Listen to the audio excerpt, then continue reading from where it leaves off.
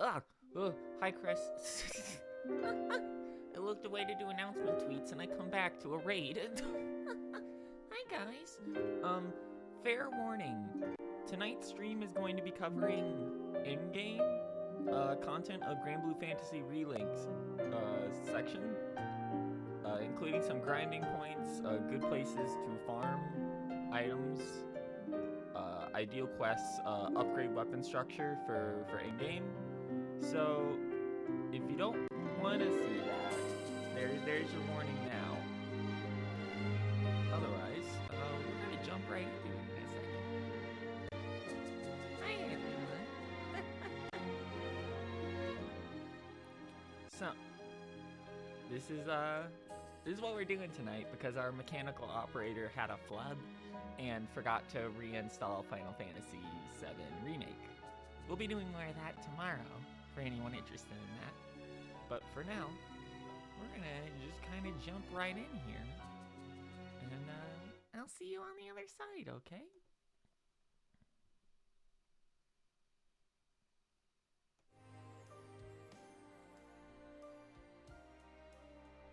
Ooh, on Granblue Fantasy Relink.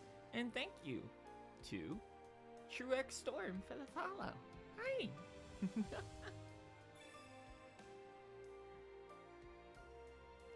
So, things get silly once you get to this point in the game, in that effectively once you beat the main story, you start unlocking what I can only describe as Granblue Fantasy Mobile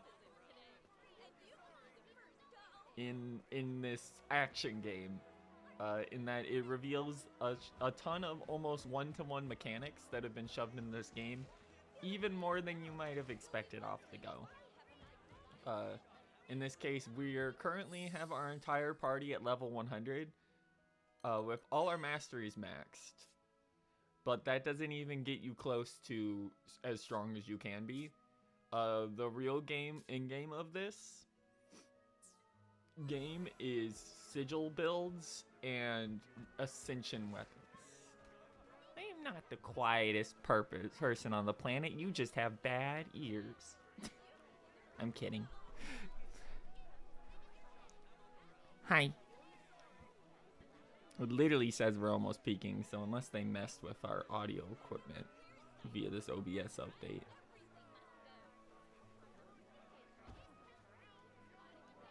No, that's right.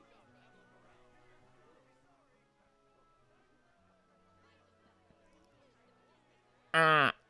Do I have to shove the mic in my mouth?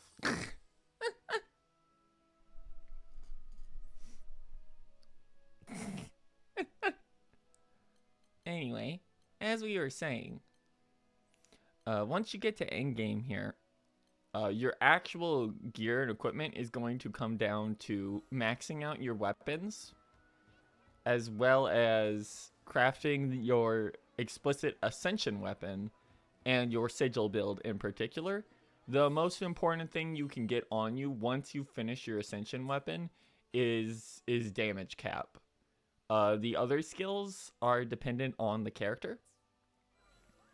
But basically, an ascension weapon is a class of weapon. It's one of the two easiest ones to craft to max, as it only requires maniac dragon weapons to get to 150. The other easy one is your defender weapon, which is where the bulk of your HP is going to come from. You get, I think, like 9k off of that.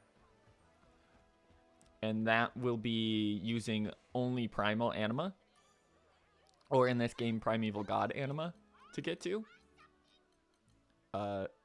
Once the other weapons are all way better use cases, up until you get the ascension weapon. The problem is those weapons require incredibly rare drops from maniacs. You can think of them like the equivalent of a plate in Monster Hunter to obtain the max upgrades for those. Or if you get really lucky, you can use a Damascus ingot to get them, which will let you uncap anything once. So the thing about Weapon Awakening is it's a 10-step process. Actually, I think it's even bigger. Hold on. I might just be an idiot. It's a 10-step process. Every single step of this process is going to require the gym equivalent or the plate equivalent of the maniac bosses. Of note, it does require 2 plates of it's been too long of those Mirachas. Yeah. It does require 2 plates from Angra for levels 8 and 9, which are the most annoying one to grind here. It requires 1 from every other main story boss, so all the primeval gods and all of the Avia guys. And the final one, to fully uncap the weapon, requires you to beat the boss to get into proud mode. For the sake of spoilers, I'm not going to say exactly what that is, but that's your tough one. The final uncap gives you Sigil Booster. Sigil Booster raises the levels of every single sigil you have equipped by 1. More importantly, though, it adds a shit ton more HP, raw stats, and gives you damage cap. The one downside is, and I don't know if this is universal, because we've only finished Vasaragas for now, it doesn't seem to give crit. Also, as you can see here, there is a second equivalent that you can use for Weapon Awakening. These are apparently drops off certain fights in Proud Mode. We have not found them. We don't know if they're even marked where you can get them. If you are familiar with Granblue, though, you can look at these silhouettes in the little corner or in the little ad thing here and just tell what all of them are once you unlock the system.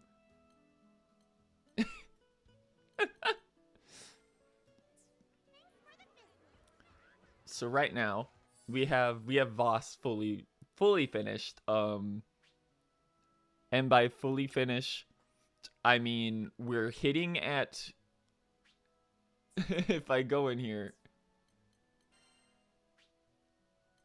and I go down to damage cap, you can see damage cap is the highest level skill in the game, going up to 65. We're at 65. Once you've finished ascending your weapon, depending on your character's build and sigil choices, you can actively hit damage cap. Voss in particular has an easier chance of it, even though he doesn't have crit, because he is effectively just a great sword user for Monster Hunter, if you want to direct like one-to-one translation, but with some more tankier aspects. So for this character, I'm always going to crit on charge attacks. I just have enough crit chance to do it, combined with lucky charge. So as you can see, if we crit, we hit 63,595, which appears to be the damage cap for base hits.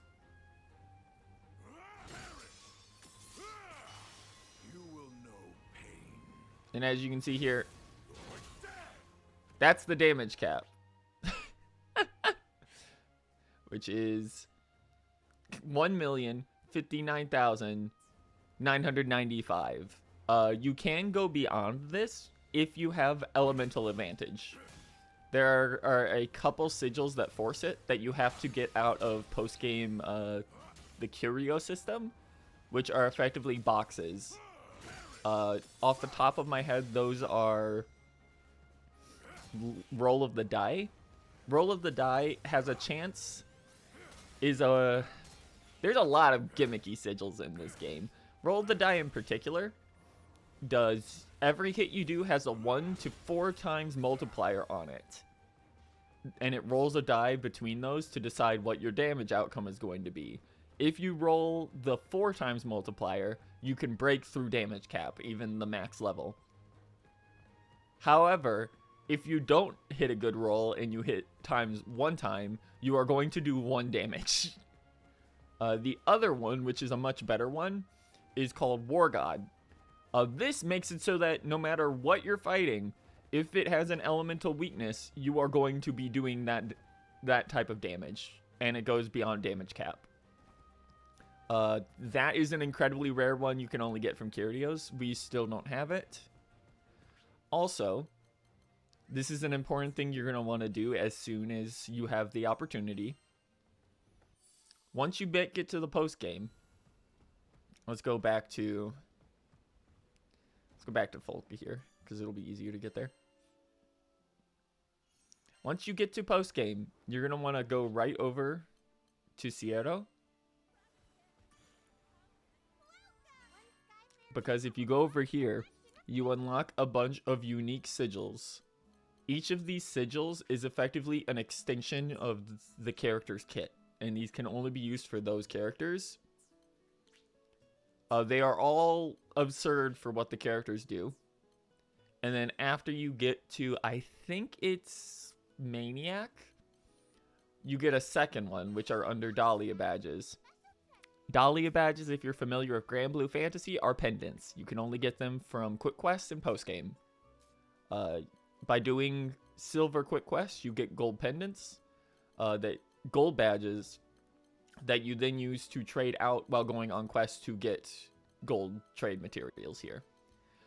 And including that in here is a bunch of crazy stuff, as you can see, is the last character exchange ticket.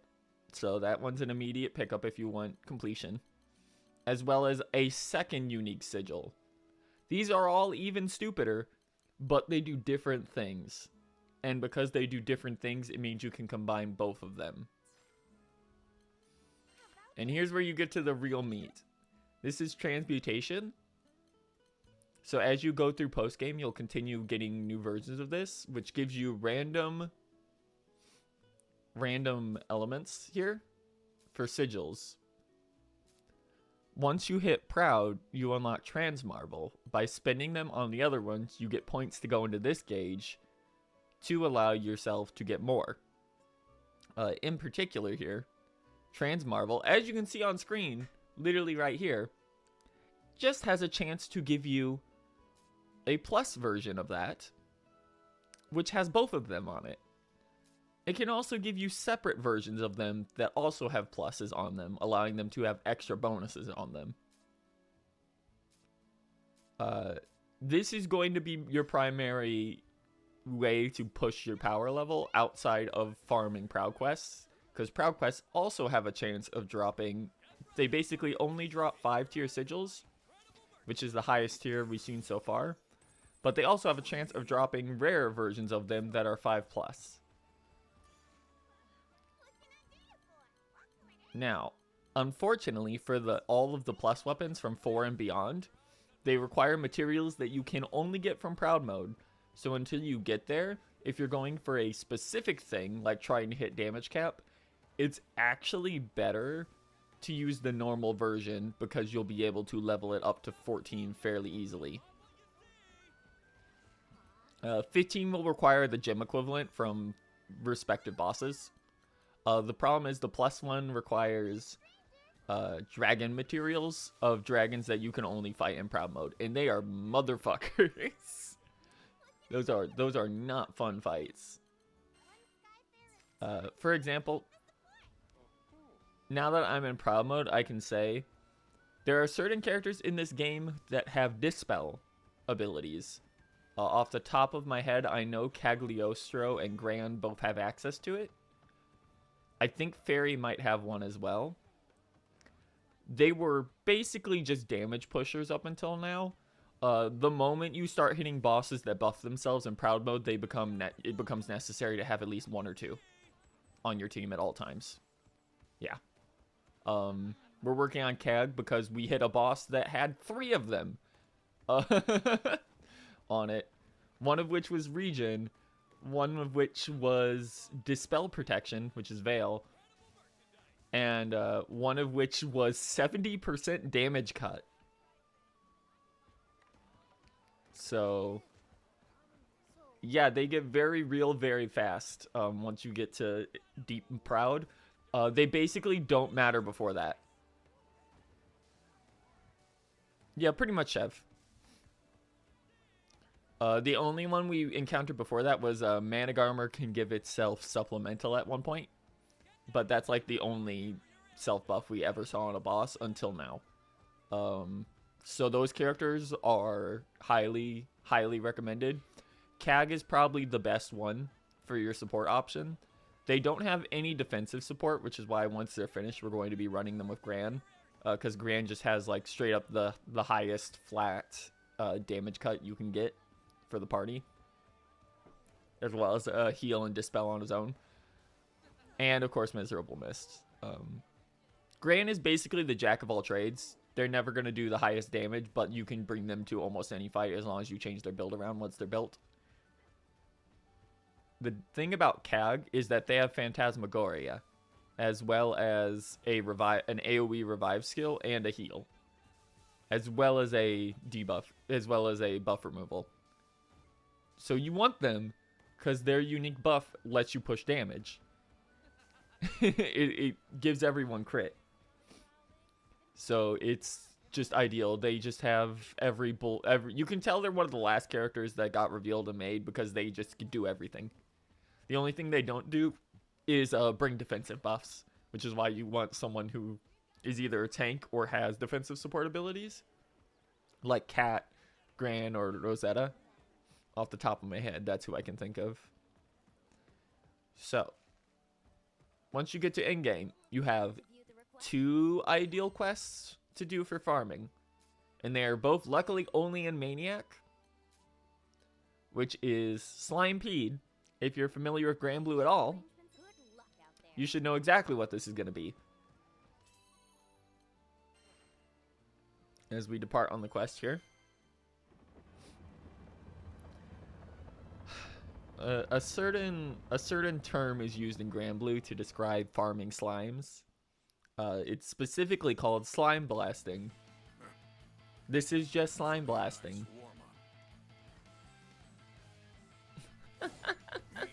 You can see in the upper left there, defeat 20 foes, defeat 50 foes, and defeat 100 foes. The name of this quest is specifically Slimepede, because that is an enemy that can show up while slime blasting. And it only shows up there. Now, as you complete, I think it's every 10, a gold or silver slime will spawn.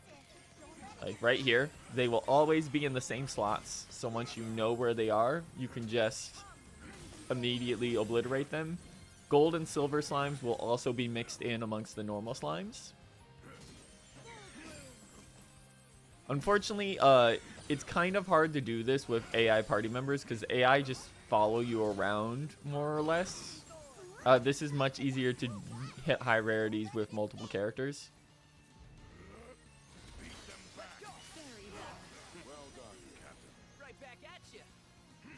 So when we hit, I think it's 30, we're going to start getting both gold and silver king slimes spawning at the same time.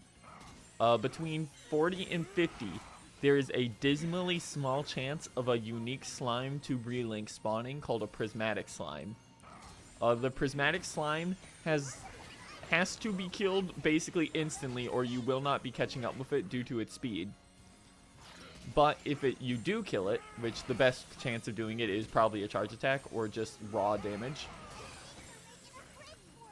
it drops Damascus ingots, 50 large upgrade materials, 500 vouchers for sigil transmutation, 10,000 mastery points, like 600k rupees, as well as a new material, which I think is Azurite Orb or something, that allows you to immediately max out sigils. You should probably be saving those for 5+s, because those are going to be a nightmare. And Vern will give you a call out if they spawn. It is an incredibly low rarity. We have seen them a total of like 3 times. They always spawn in the same location, so you don't have to worry about that. But Vern will give you a call out. If you see that closed door right there across from where you spawn, it'll be standing right in the middle of these 2 slimes, right about here. So that thing becomes priority number 1. your best chance of just raw killing it until you get near endgame here, where you can hit at max damage cap, is going to be just to Ogi. You can usually Ogi in the past couple seconds, depending on how much you've been hitting. Obviously, we've been talking the entire time instead of focusing, so didn't hit it there. Now that was a blast. You were amazing. There you go. The rarity of that is really low, though. So if you see it, make sure you kill it. Like, it immediately becomes priority target 1. Try and kill it in one hit if you can, even.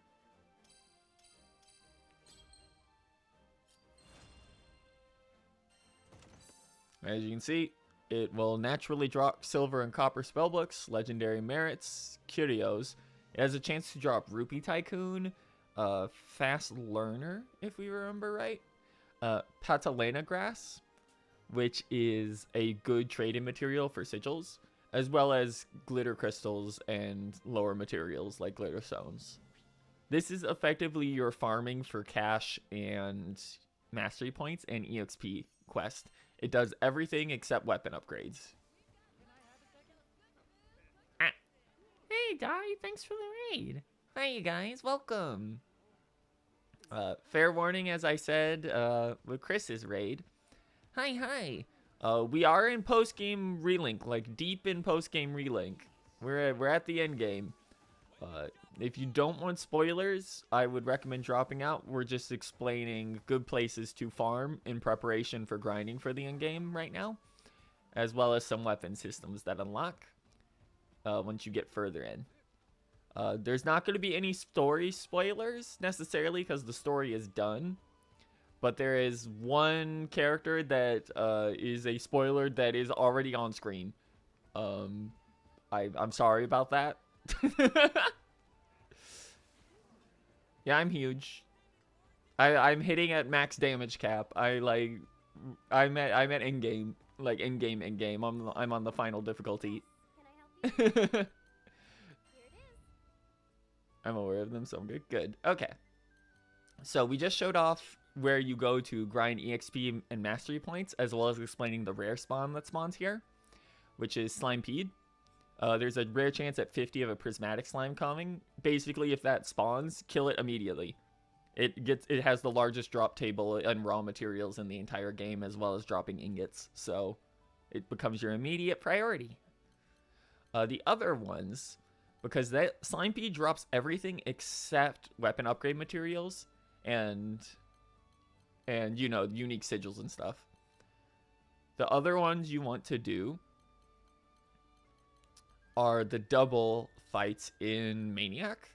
Like you see here, I think. Yeah, defeat 2 Goblin Warriors, Naza Bonju, 2 Griffins, 2 Rock Golems. These all drop different sigils.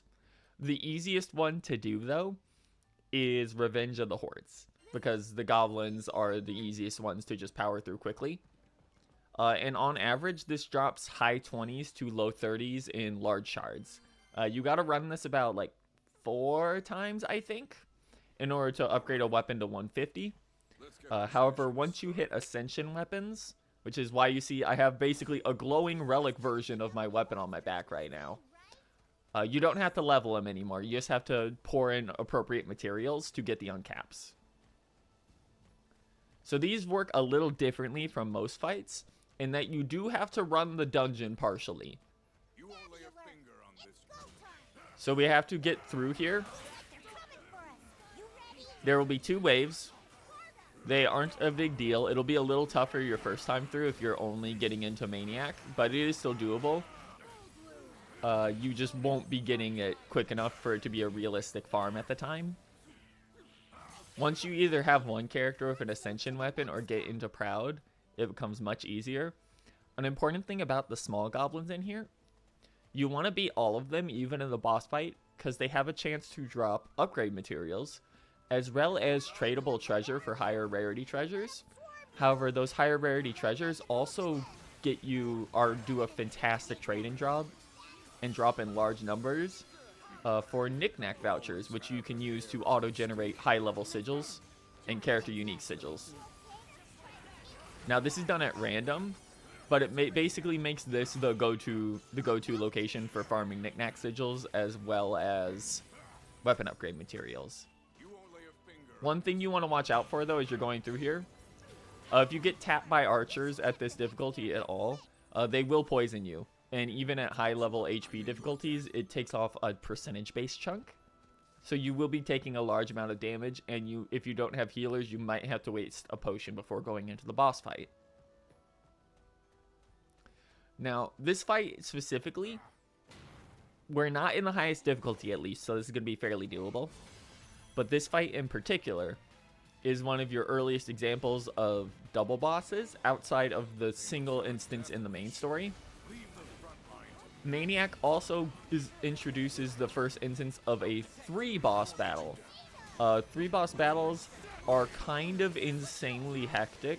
I would not recommend doing them until you get a bit stronger, especially since I don't think the one in Maniac is actually required to do immediately. But I gotta look over. Alright.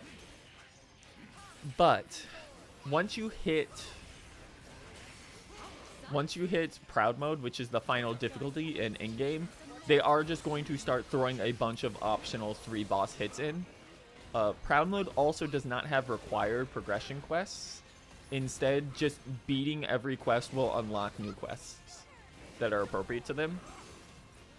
So doing anything tied to the story bosses will unlock a new story boss. Doing optional stuff like the dragons will unlock harder versions of the dragons, which can unlock eventually new dragons, etc., etc. And these are all used for upgrade materials. They also have a higher chance to drop lower rarity stuff. The difference is that outside of just being way better sigil farmers, as they have a chance, they are guaranteed to drop 5-star sigils, and they have a chance to drop 5+ versions of them. The main thing you have to watch out for is that the primals, the ones you need to fight for their rare drops for the ascension materials, are not the same fights in Proud, and as such, do not drop the same materials. As such, you can't just do what you did for Omega Anima and go up to the higher difficulty to cheese out the rare drops, as they have their own unique ones instead. The rarity on them seems to be much lower, in that they're much easier to get. But I haven't found what they're tied to. I assume they're going to be tied to the second awakening weapon you can get. But we haven't gotten one of those to drop yet, because apparently those are just based off drops. So that's going to be a fun one, because I assume those are just better than your normal ascension weapon.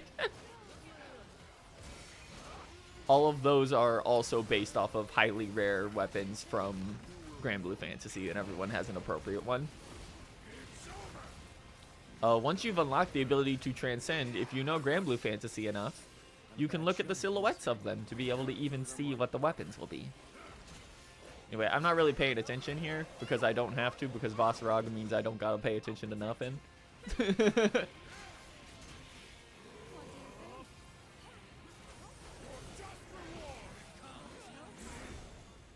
Unfortunately, he was blocking, so I wasn't hitting raw damage cap there.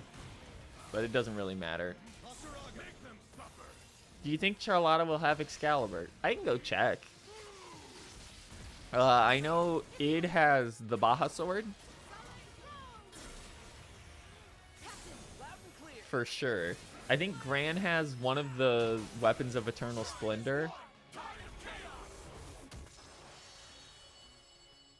Yeah. From the outlooks. I'm not going to say too many of them for people who kind of don't want that information. But they're fairly obvious if you're familiar with Granblue stuff. There's a few that are very funny due to the character types in this game and the weapons they use, where you're like, yeah, they had to add that way later in development, because some of them are weapons that came out like a year ago. Whereas some have been in the game since like this was in development.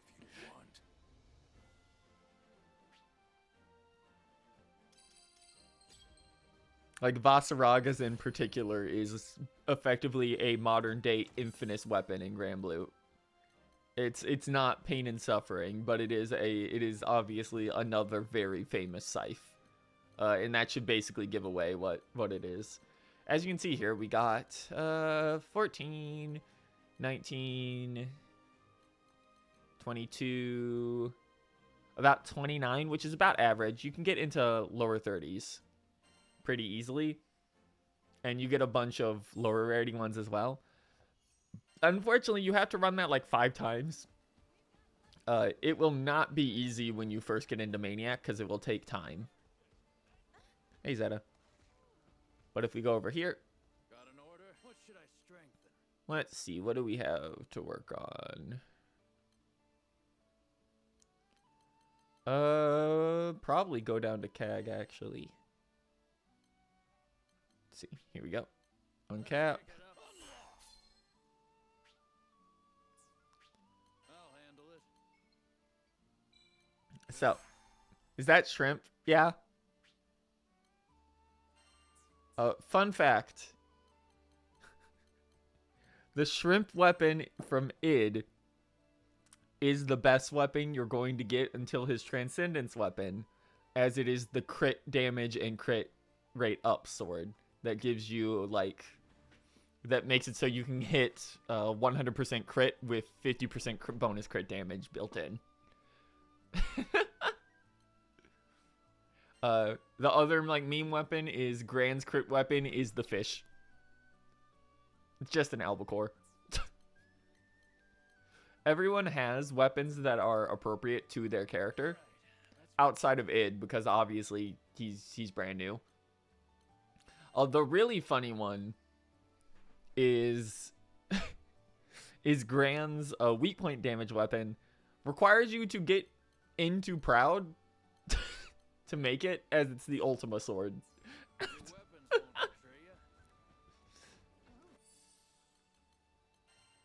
Alright, hold on. Here you go, Kag. Let's get you some more crit damage.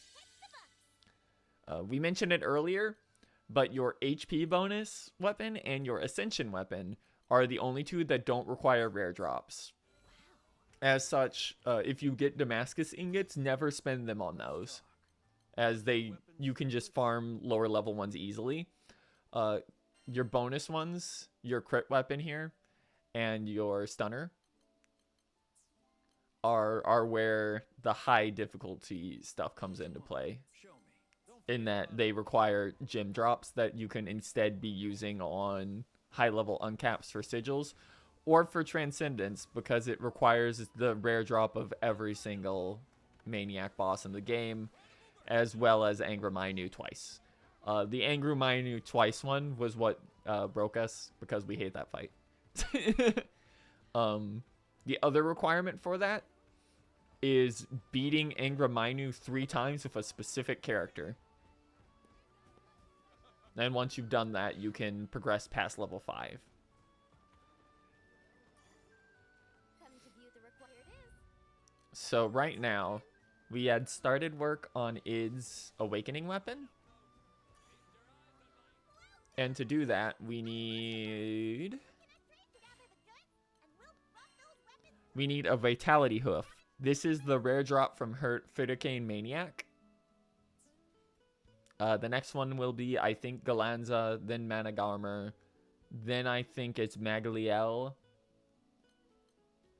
then Excalvion, then Van Bolka, then Angra twice, and then the final one requires a Proud material. Now, if we go here, you can see once you hit level 100, you start generating knickknack vouchers every time a character levels up. Once you get Maniac or higher, you start getting them as drops from quests. So you do just start auto-generating them.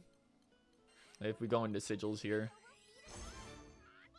we can just do this. Yep, you're hitting the point now where they want you to start grinding stuff that isn't just your level or getting your one weapon up. You need to start accurately building for defensive stuff and survival, especially with your NPCs. Effectively, once you get into endgame Maniac, the Proud Mode quest says its power level is only 10k. This is effectively a lie. If you go in there at 10k, you are probably going to get nuked because that thing has proper DPS checks that if you fail, the fight just ends. We effectively went and rose most of our characters up to max in both masteries before we attempted it, as that's where the bulk of your HP is going to come from.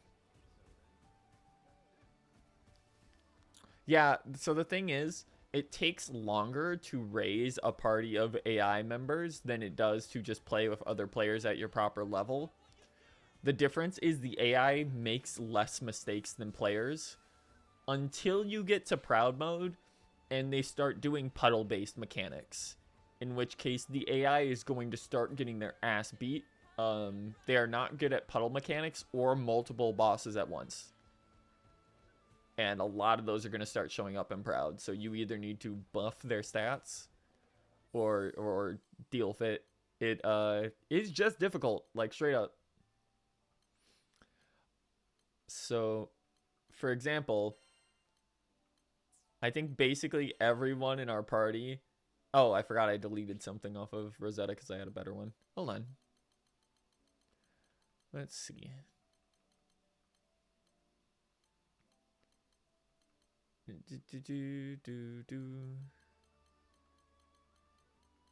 think I had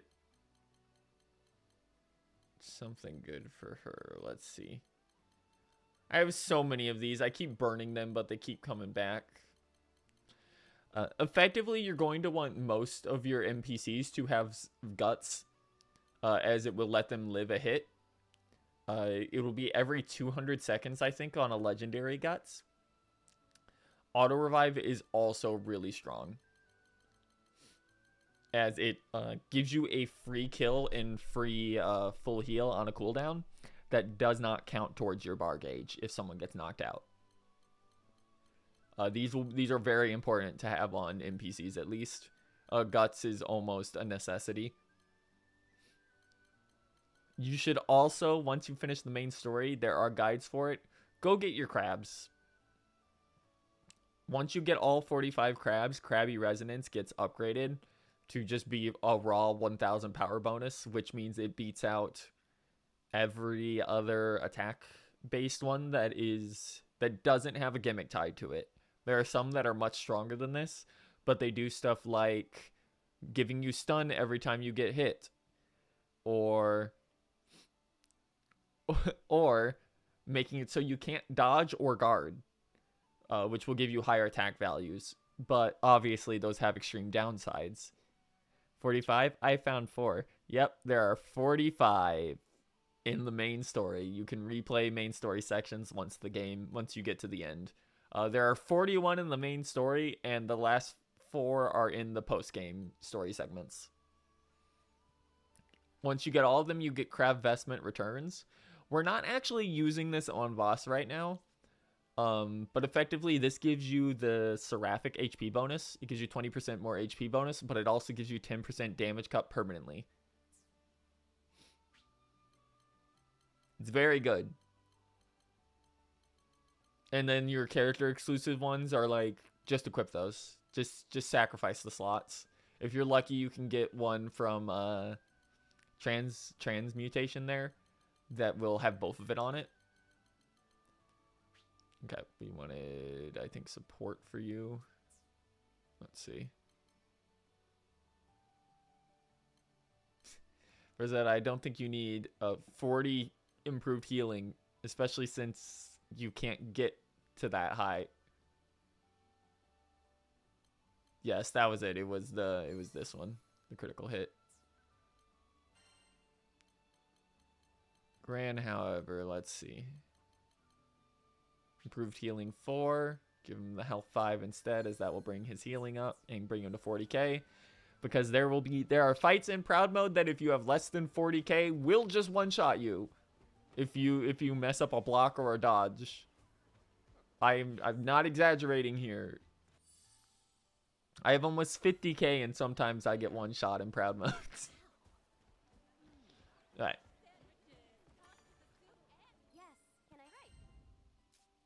So, we're going to go into Proud here now.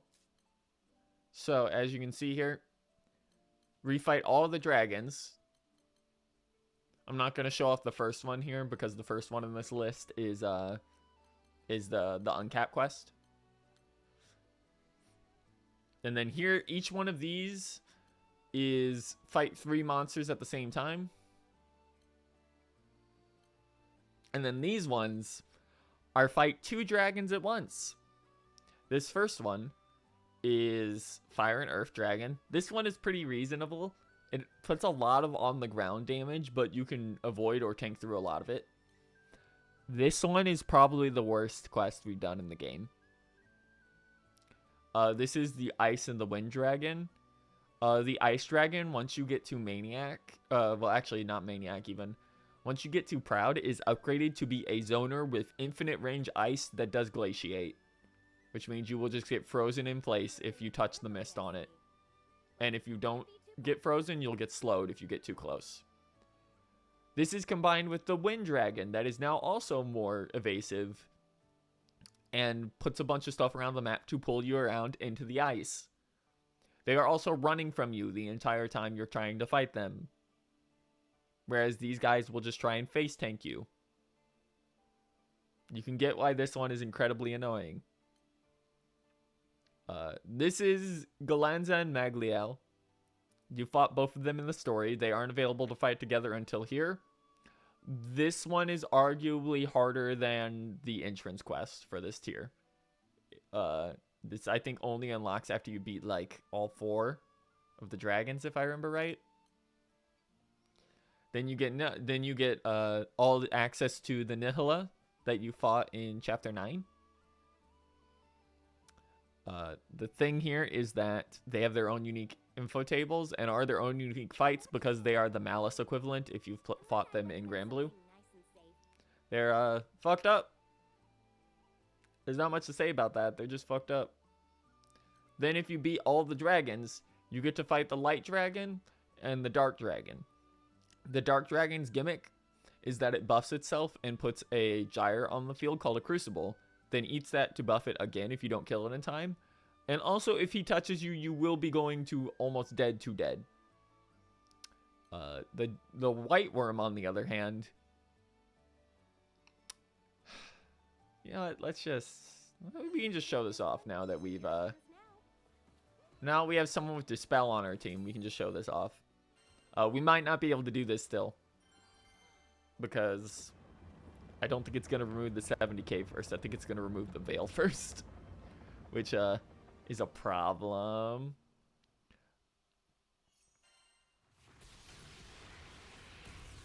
So the issue with them making it so a full party wipe isn't the end of the game is that they get more cruel with certain mechanics and damage. As you can see, they immediately procced 70% damage cut and spawned a bunch of gyres. So this is the first fight that I would refer to as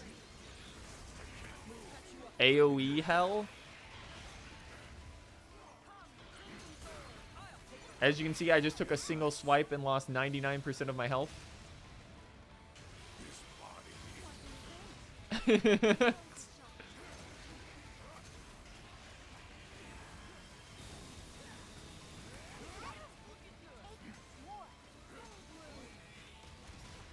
Unfortunately, because the boss leaped into the air immediately, Gran missed their immediate dispel, which means we are now doing 30% of our overall popper damage. The only reason we're managing to do as much as we are is because we have damage element here, which means we can break damage cap. If you get hit by any of these AoEs, you're getting stunned, which means you're probably going to be hit by multiple.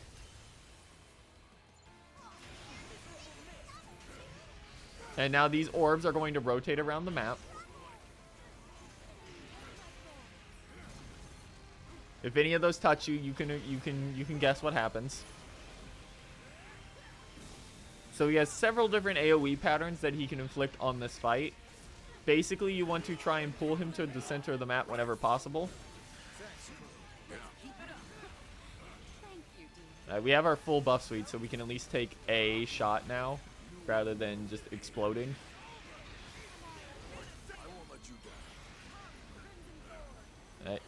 Each of the dragons has their own special AoE that has a fold-out effect. His does a conical AI there of lightning strikes. If they hit you, you will get paralyzed.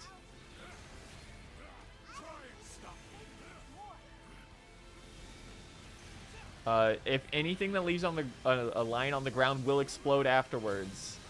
Okay. So while he does those AoE mechanics, whenever he finishes the AoE segment, he will do a specific rushdown AoE. The type of the AoE will change based on what he's doing. And some of them will be a little familiar depending on if you play Final Fantasy XIV or not.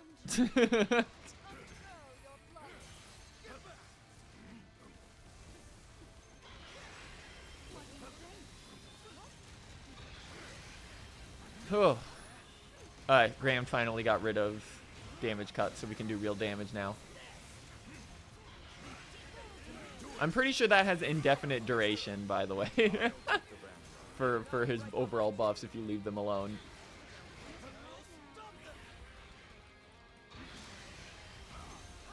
As you can see, he's regaining 10k per second. Alright, here we go. So, these plus spheres are going to move outside, while the lightning ones move indoors. They are going to track you. It's also going to be dropping explosives. You can jump over these. Just be aware that your overall jump does have frames on it because you can jump in, you can dodge once in midair. Yeah, we're moving on to his next pattern. So one of these is going to operate at a locked gauge around the map. The other one will change in speed, so it will overlap it and catch up. Don't get hit by both of them at once. Ideally, don't get hit at all.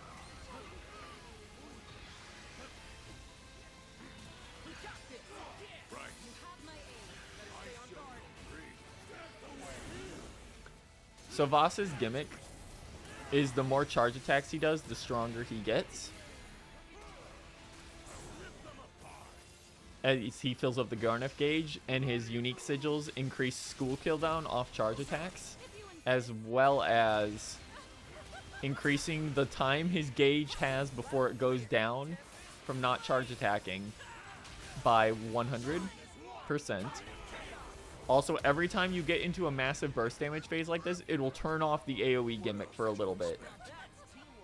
As you can see there, the gyres have resorted to just being normal again.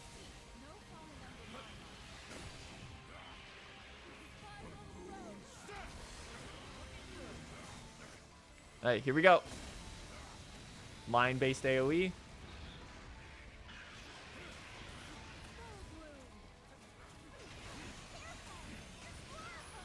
And he has reset. So I need Gran to debuff as soon as possible. I would note that they want you to clear this within 10 minutes. We are 30% in. And it has been about 5. They want all your characters properly transcended for this.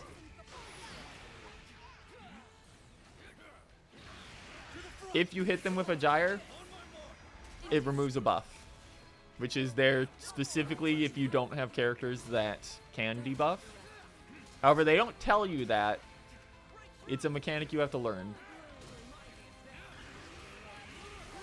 Just like how if you don't know to kill the gyres in the Dark Worm fight, he will eat the Crucible and get, I believe, supplemental damage as a buff on top of his own unique buff that he already has. You don't want that to happen. Alright, we're doing the jump rope line now. So make sure to jump over these whenever they come by. Or dodge through them. Either way.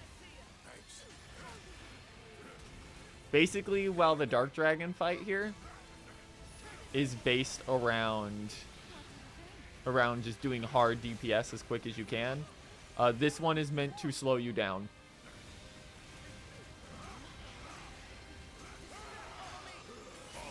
There we go, Link attack. Luckily, you can go inside or outside on this phase, and it won't matter. But if they touch you, you will be taking a ton of damage.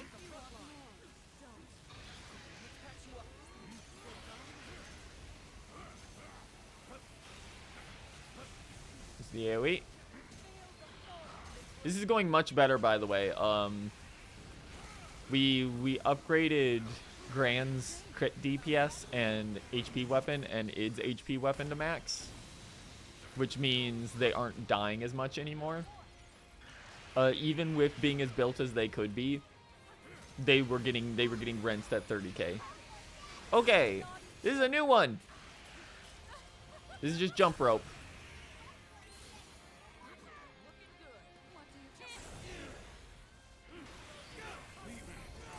Let's get our free heal here. Whew. I didn't even notice that he had damage cut again, so I gotta go grab one of the gyres.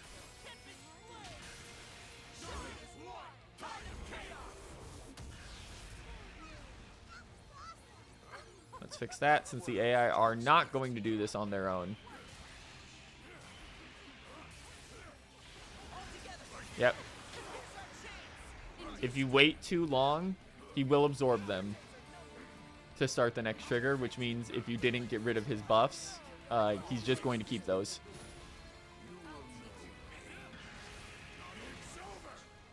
These fights are scary because of the damage output they have, which is why we're playing Voss. Voss is just probably the safest character in the game due to his inbuilt buffs.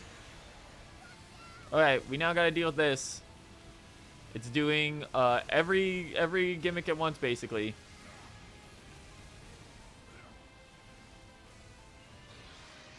So there's a bit of a cooldown on your movement if you do an aerial jump. However, it has a lot more frames than usual, and also it doesn't count towards your max dodge limit.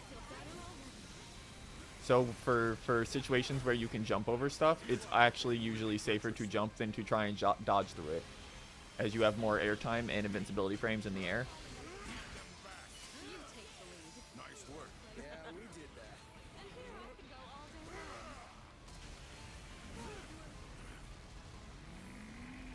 Gotta watch the circles on the outside because they are going to explode outward at some point. Like that. Keep in mind, the fight you're seeing right now, this is not a one and done fight. They expect you to farm this for sigil upgrades. It's the only way to get sigil upgrades for defensive plus weapons. On defensive sigils. For even at 4+, you require scales from these guys, and they only drop like enough for one upgrade at a time for each kill. Ooh. You'll have to forgive us for being a bit messy. This is as far as we've gotten in on this fight so far. He is now doing literally everything from earlier.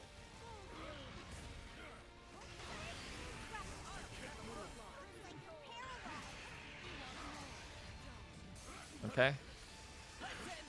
Here we go. Oh, there's one left. I have to do this because the AI sure won't. There we go. If you don't do this, this fight is basically going to take 30 minutes. So, you know. Oh, he put supplemental on himself. Ow.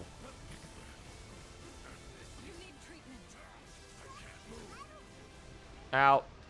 So that can happen. One downside about the AI, by the way, and you'll notice the bar goes down significantly faster if multiple of you are down. The AI mashes significantly slower than a human can.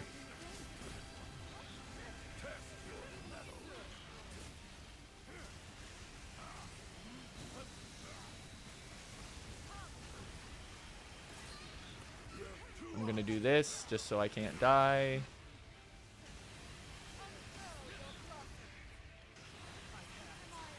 Hey, stop that. Thank you, Id. You literally did what I was about to do.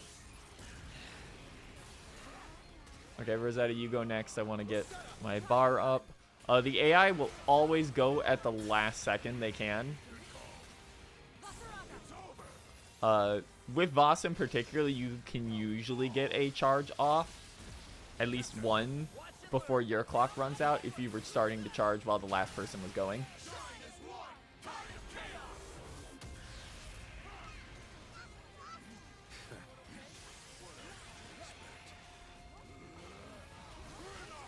And we broke the horn, so the safest point to attack from is the back now for back attack damage.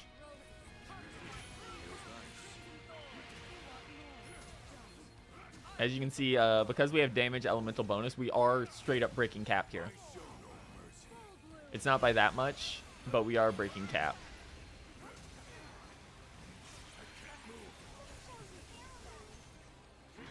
Alright, this last couple seconds is going to get rough.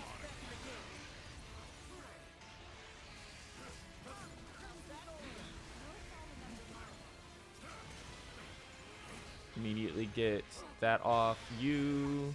The damage cut is the most important part. And that's the fight.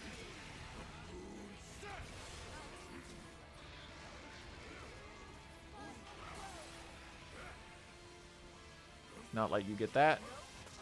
There we go.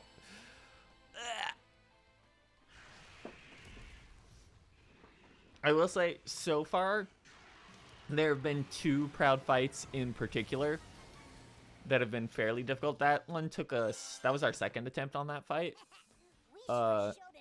Before we boosted ourselves up a bit more and got our first ascension weapon, the wind and ice dragon was a problem.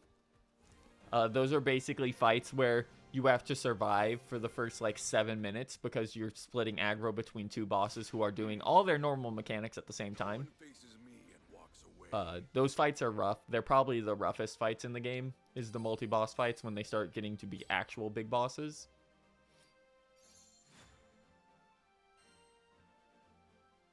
Let's see what we got. Aegis, Garrison. Oh, no pluses though. That's a shame.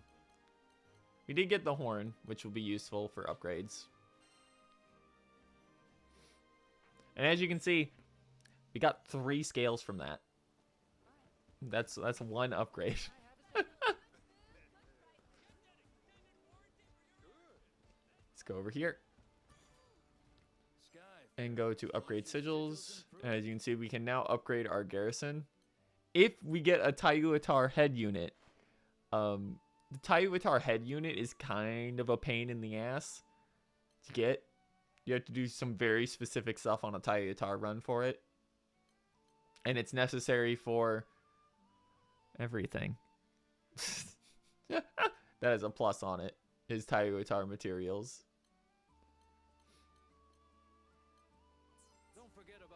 Normal non-pluses just require elements from whatever that run is.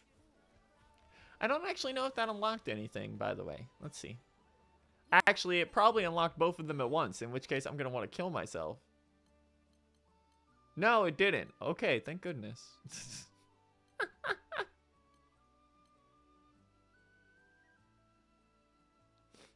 Yep.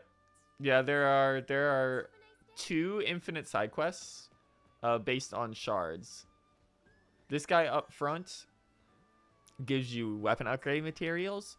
And there's a guy by the lake that wants the other 2 main elements that gives you prisms and rainbow prisms. Come to view the requests? They're also a way to just generate infinite mastery points. Alright, well, let's, now that my heart is exploding, let's just go on to the next one. This is Managarhamar Nilhilis. I'm not actually sure what the overall in-game plan is going to be here. I assume eventually I'm going to hit a fight that has the weapons in its drop table. But I'm not sure what the point of those weapons is, at least until Fa drops. I have been spoiled on one boss in particular that is apparently doesn't show up anywhere but Proud. Because of people not being able to tag their stuff anywhere. Do this. Please come attack me. Wow, just barely overlapping that. After me, the lady gloves are all. Next time, let's really show them what we're made of. Come back, please. Thank you. So, to be honest, the first phase of this, which is obviously you're going to do them in order, was Furiken. That fight's not good. It's doable, but it's really rough, especially if you're not online. The AI has a hard time with those mechanics. Also, these puddles on the ground are going to do damage if you step in them. So be careful.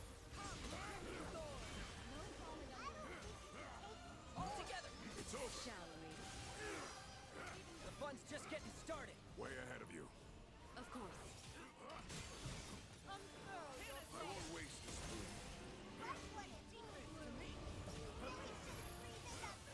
So the lava version that you fought in story mode for the final version that you fought here is the normal version that you get in extreme. I'm gonna eat this if I don't dodge. Oh, it goes both sides. He shadow clones. Okay, there is only one of them though. I was afraid they were gonna make me fight two at once again. That would have been cruel. Alright, he's gonna go on his march here.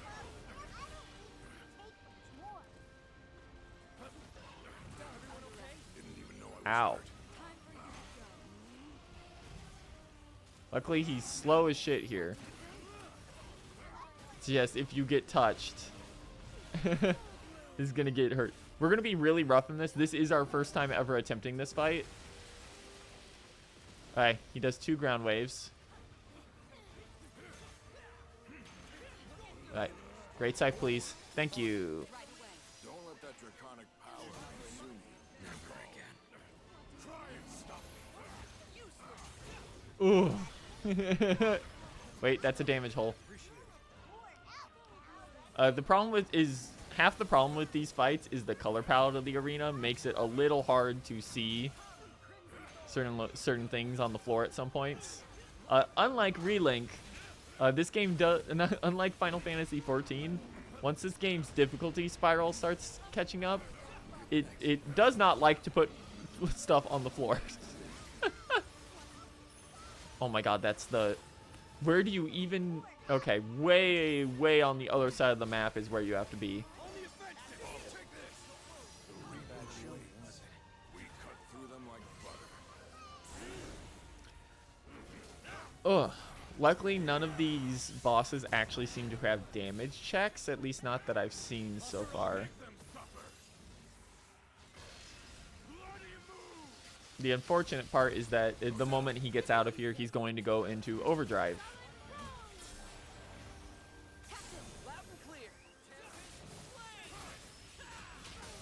For anyone interested in boss, by the way, at first he very much seems like an enmity tank, but just like in normal Granblue, the usefulness of enmity will be falling off due to just raw damage ceiling. I'll observe for now. He's actually a great sword user from Monster Hunter. Garrison is still very much used on him. You want stuff like charged attack damage and charge speed. Lucky Charge is also good because once you get his Transcendence weapon, he's no longer going to be able to reliably hit crit more than like 60%, unless you slot in a bunch of crit. Let's end it. That was sublime. You're the best. But because he always has Stout Heart permanently, basically at the press of a button, a bunch of the gimmicks for raising your defense if you have Stout Heart are very useful on him.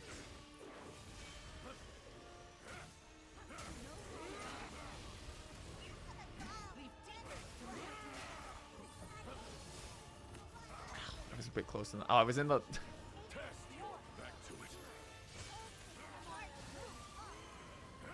Whew. He's standing in the slime.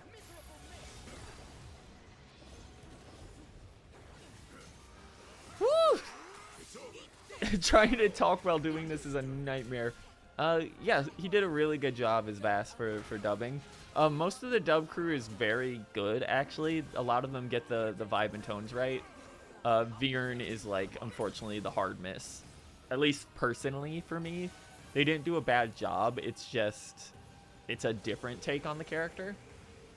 Okay, so here's the problem. This is gonna suck. So it's now gonna do puddles and this at the same time. If you let the crystals all get destroyed, you're basically going to be wiping. Alright. It should still do the same thing, so jump here.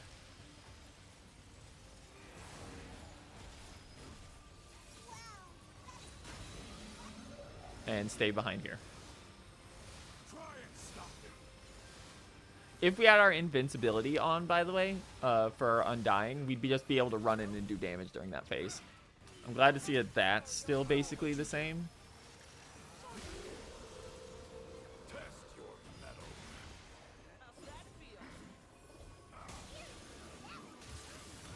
Ugh.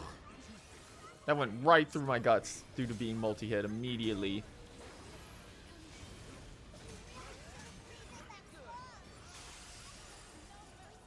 Alright, there's break.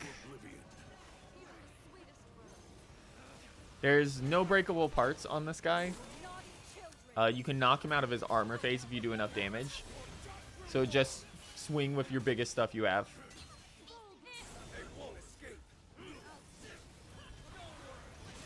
And we have the attack cap now.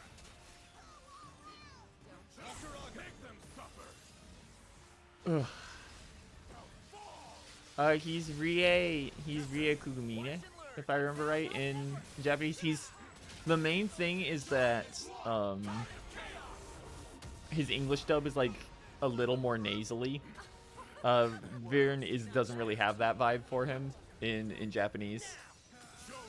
Rie has a very unique voice, so I understand why it's like, it's not a thing that would be easy to match, is what I'm saying.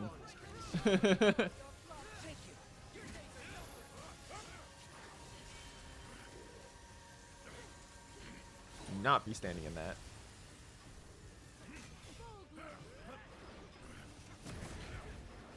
Uh-oh. Okay, we're doing this again. That's not a big deal. Hide right about here. There we go. That's a really cool attack. It's not that dangerous. Alright, big boy mode.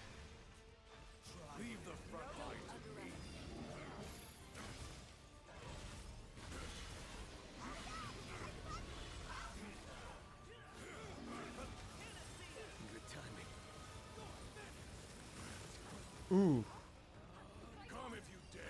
Okay. So the reason we're running Rosetta alongside Gran is that Rosetta gives like defense up, attack up. I believe she can give strength as well as regen. While Gran can both provide healing, and Gran can also debuff the boss as well as provide raw damage cap in a much higher level than Rosetta can. They make for really safe clears. Honestly, if you're going for a tank, I would probably recommend Vayne before Vasaraga. The main thing that Voss gets is his Undying button. However, if that ends at the wrong time, you can just die immediately after, as it reverts you to 1 HP. But in combination with his sub-all, which I'm going to pop my invincibility here because he's going to hit us with this, and I could not see a safe spot anywhere.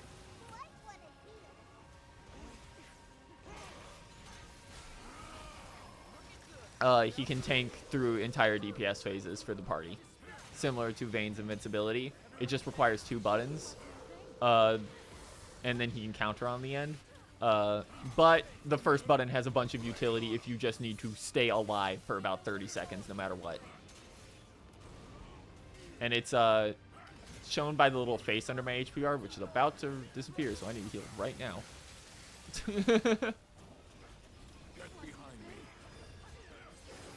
Currently, we run Forgotten Tales, which is his aggro pool with Drain. You got to fight the super funny slime. He has a lot. He's also very fast if you don't instantly kill him. I'm just gonna spend it. We can't get the full, but I'm gonna spend it. The prismatic slime, which is the super slime you get in the slime grinding quests, is effectively going to be your way to farm ingot bars. Yeah, he says, oh wow, a rainbow slime. And then if you have enough damage, you can just one-shot it.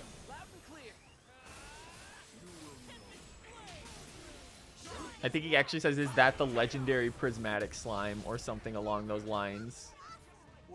But, basically he goes, it's here, kill it. Alright, here we go. Last DPS check. Well, it's not a DPS check, but you know, live.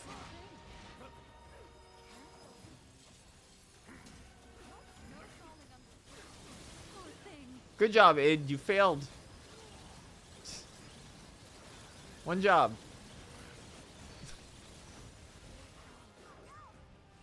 Alright, we have enough. We're safe. Our party isn't, but we are. Oh no, I've been glaciated in a safe spot. That's a shame. Right. You're just gonna have to mash, Gran. We're not gonna lose this one. We have over half the bar. Fortunately, if someone dies during this, you cannot help them.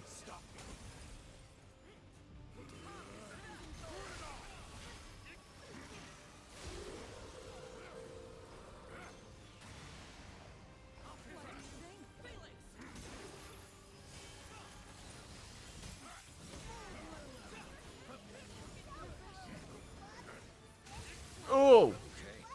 That's why you need guts on your kit somewhere. Okay.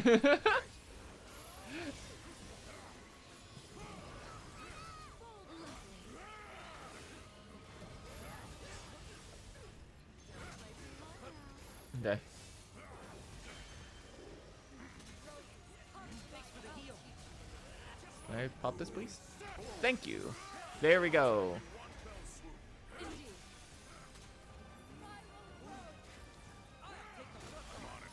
Whew. You get to 15 before it runs out.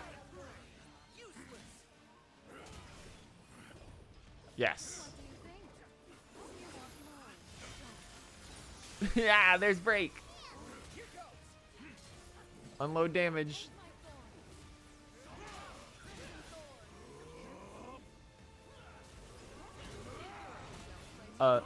One hint of advice I will give you.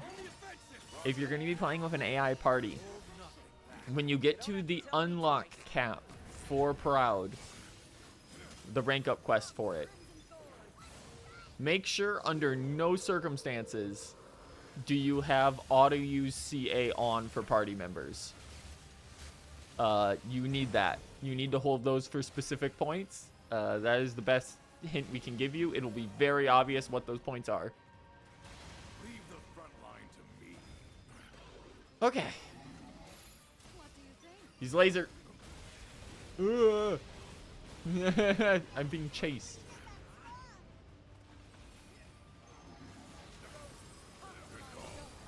Okay, there we go. We got him.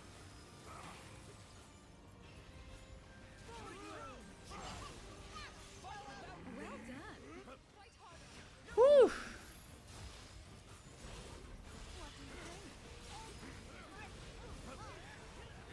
Yeah, our party is at least at high enough HP values that we don't usually have to worry about them dying. Which means we need to focus on staying alive, because they will almost assuredly be better at most normal fight mechanics.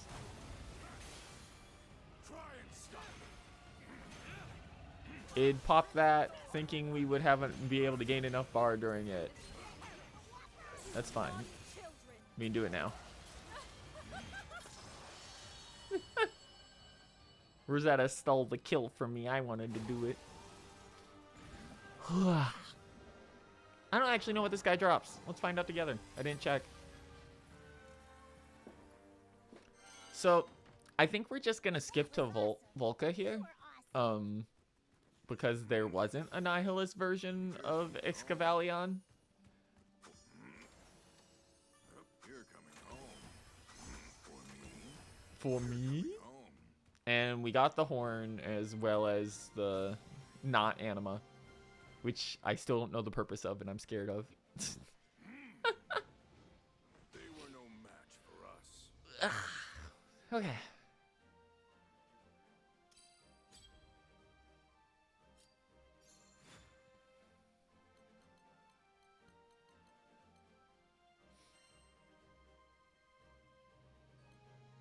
Break Assassin. Skilled Assault 5+ with Cascade. Goddamn. Quick cooldown, Tyranny 5. Okay. Let's get back to town here. We got some minor upgrades and switch outs to do. Id.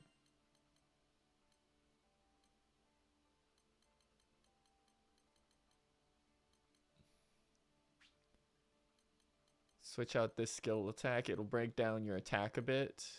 Actually, no, yeah, it had Cascade. We want this.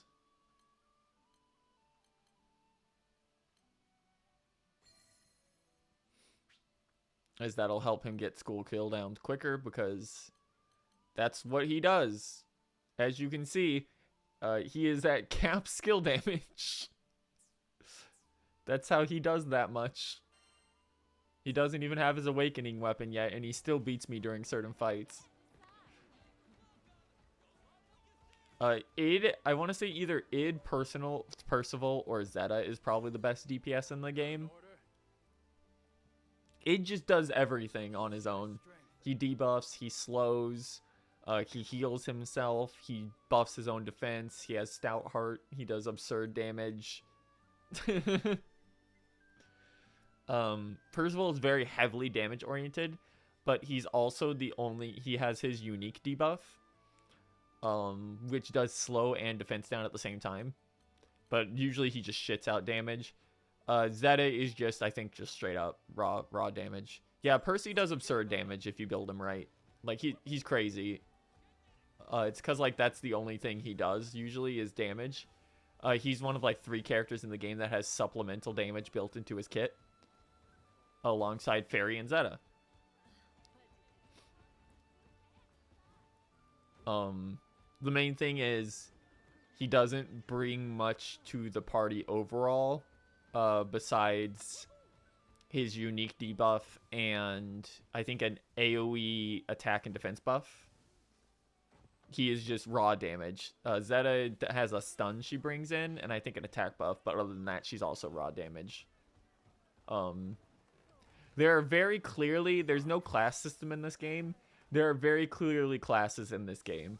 There are like raw DPS, there are generic all-rounders, there are ranged characters, there are hard line supporters, and then there are tanks.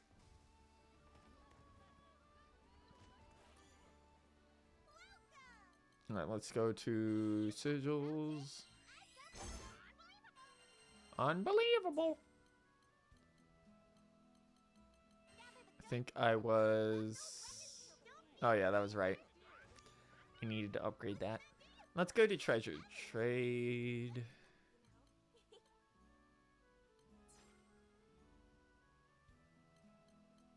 Yeah.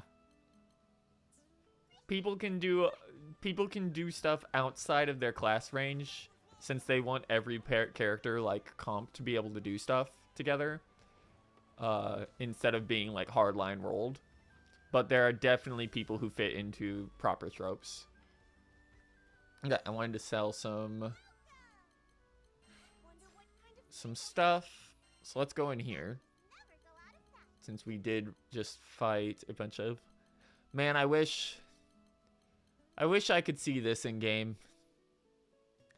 In normal Granblue easier.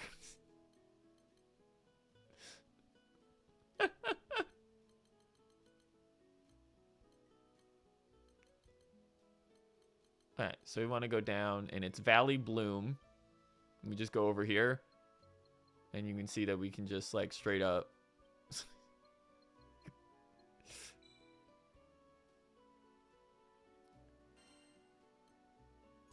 There we go. Do that. And now we're at 950. Now let's go over to Tempstone here. Just get to max.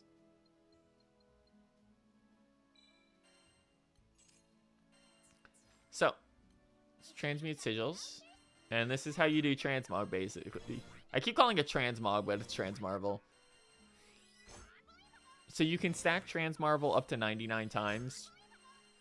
So basically, once you farmed a little bit, you can just do this. And most of this is... You can get some good stuff out of here, but most of it is just going to be like, whatever.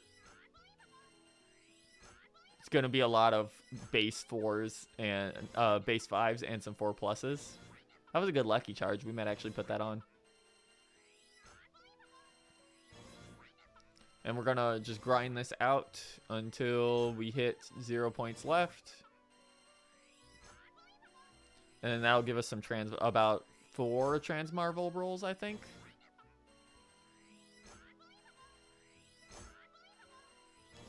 Unbelievable.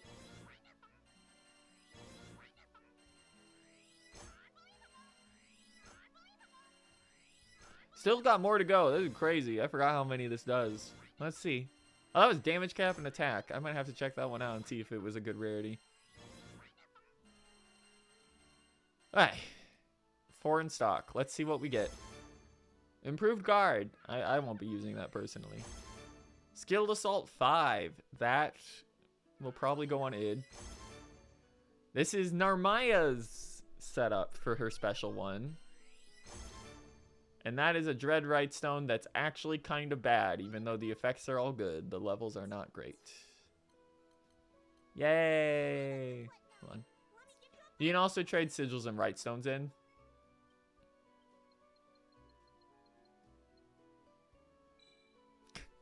Immediately.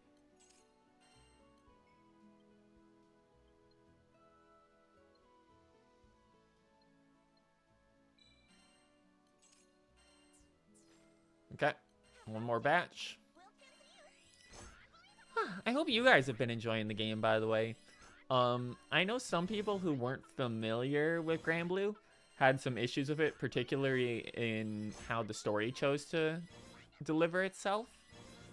But honestly, like, as a game, like a thing to play, this is one of the best things that we've touched in years. Like, connection to the series aside, it's just really well made. Unbelievable.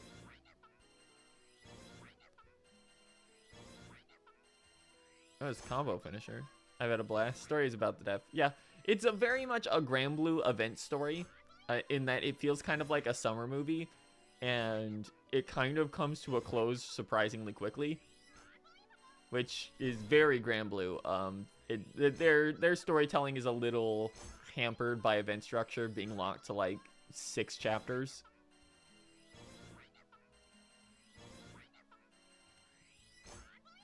Unbelievable. Oh, okay. That's enough. Let's see. Break Assassin. That was almost good. Versalis Ignition. That is immediately going on id.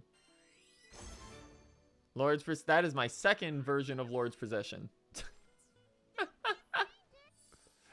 Hold on, gear. Here you go, id.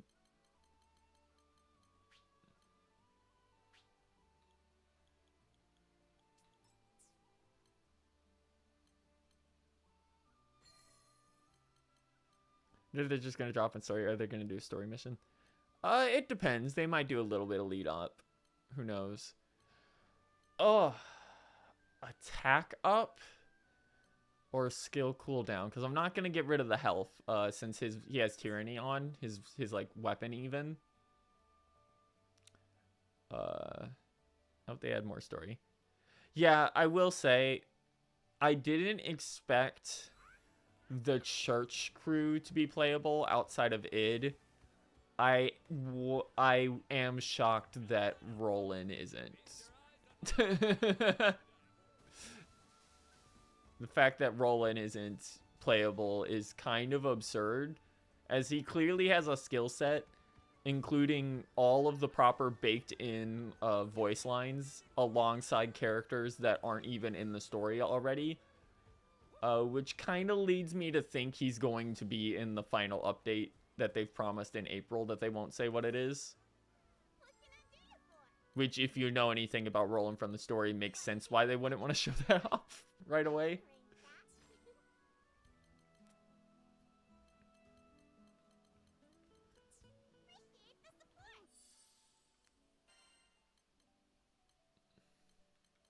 Alright, let's see what's next. I would like Magliel to be playable, though. I like Magliel a lot. She's cool. Memories of Fire. Ah. Alright, let's do it. What's in here? Charge attack 5+. That's good. Lucky charge 5+. That's good. Link together. That one's okay. Nilha. Nilha. Nihila. Fused Dark Plasm. Nihila Vola. Vulcan Vola. Nihila Core. Omega Anima. And Abyss Orbs.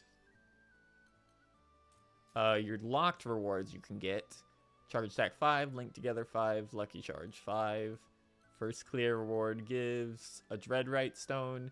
And lucky charge 5 with attack on it. Ooh. Ew. Well, I wanted to check, actually. I had a lucky charge that I got, didn't I? I did. I think it had DPS stuff on it, which is actually what I would like more.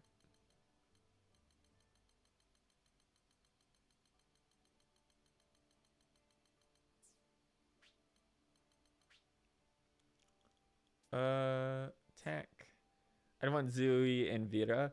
There's a lot of people who kind of assumed Vera was going to be in. I think there was even art of her in early versions. It's kind of weird that like every popular character from the time this game came out is in except for Vera. Like she is a real obvious missing character in the roster. It's a little bizarre.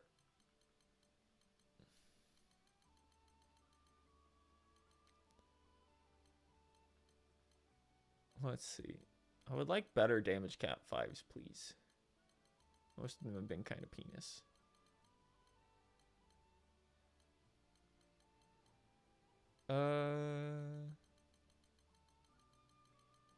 Combo finisher. Oh, there we go. Charge attack. And we were looking for... Oh, that's charge attack 4. That's not what we want. Lucky charge... Oh, it's lucky charge 4+.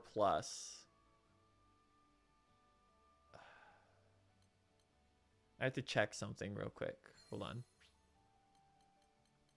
Critical hit. Lucky charge 36.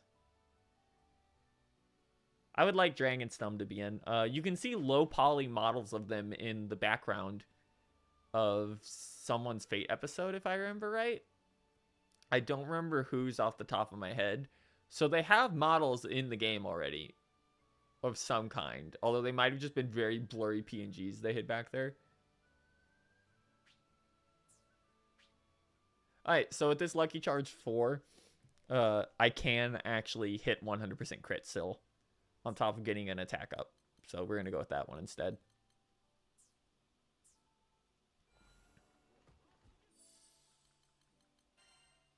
Since Lucky Charge itself doesn't bring damage.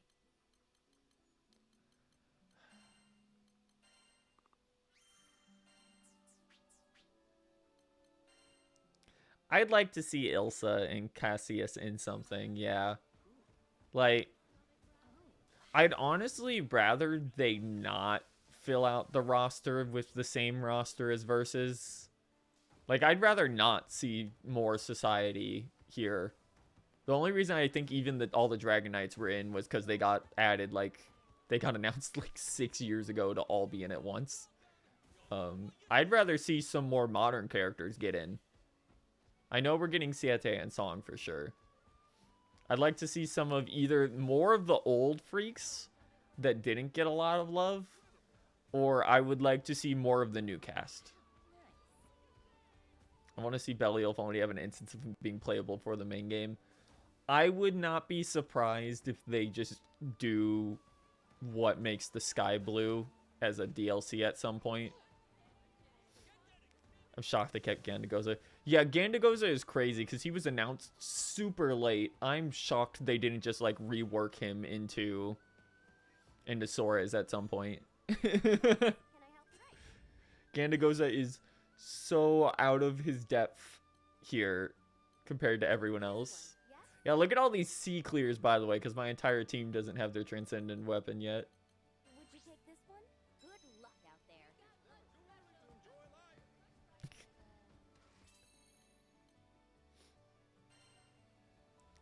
Let's give this guy a go. I'm not sure how they're gonna make this worse, because like he kind of just fills the floor with bullshit and summons a bunch of guys already in Maniac.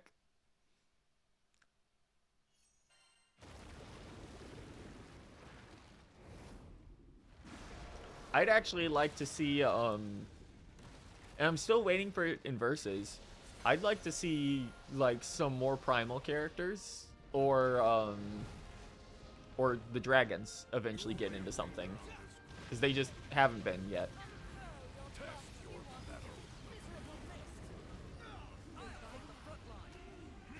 Yeah, Gandagoza is like a really old like fist speciality fire character. Come if you dare. Let's end this. Let's dance. You will know. Great combo. There's more where that came Like if we were going off like modern punch characters, like specifically that would have a chance to get in, it would either be like Sora's or Feather. As Feather currently is like one of the headliners for a ongoing event series.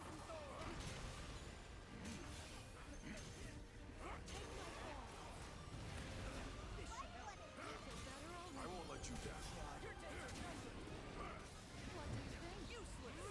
If we were going for actually like really popular characters though, it would be really funny because it would be Bowman currently based off of like character usage.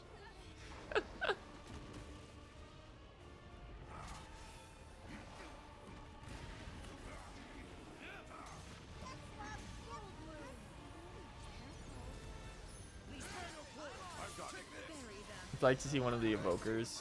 Yeah, I don't know how you would manage that unless it was just like a JoJo character kind of thing.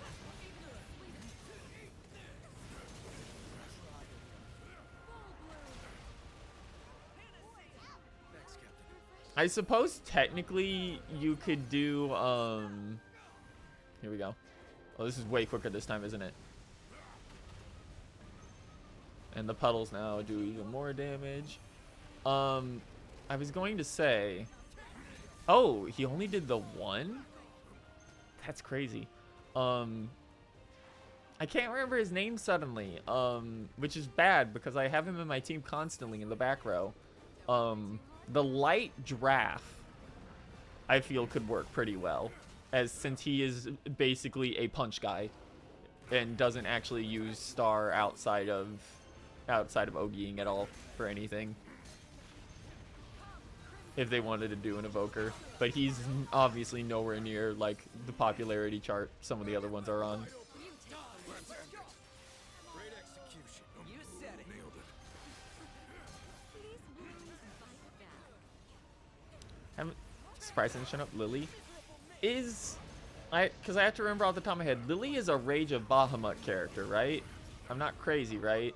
Oh yeah, Geisenborger is his name. Thank you. Get behind me. Yeah. Okay. Yeah, that's probably why not. They've been trying to avoid Rage of Bahamut characters with these. I think Versus only got one finally with Grimnir. This sure is just like normal Vulcan so far. I'm waiting for him to do something crazy.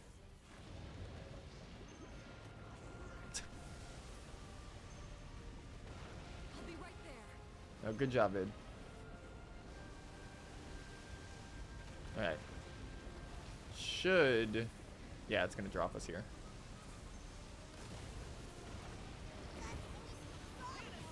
Sorry to trouble you. Kid, baby.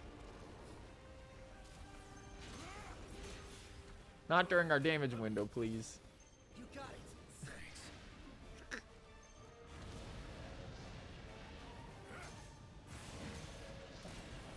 That's new.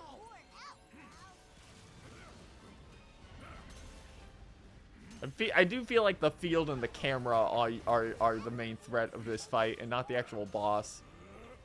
Here we are. Protect our friends, we won't have problems. You have my word. Thanks.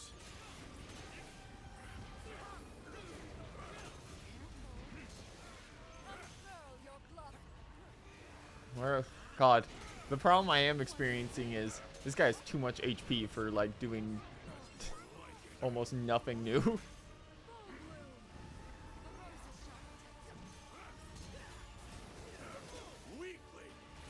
No, stop that. I see you're about to do something. Don't. The problem here is gonna be. Oh yeah, they should put Shalim in. She would be fun. Shalim actually has, I know, a skin in Rising that you can unlock. Loud and clear. Not now, not ever. She's not actually playable though. But it would also be very funny if they did put Shalim in before any of the angels or Lucio, because I know people would go, "What the fuck?"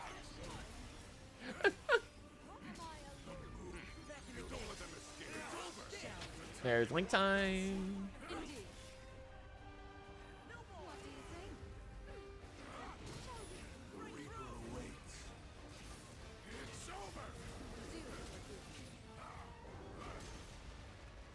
Oh, he's applying defense down. That's about the only thing that's different so far.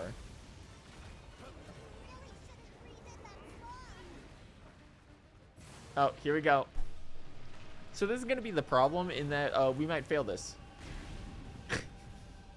We might straight up fail this. This is the first one of these guys that has a damage DPS check.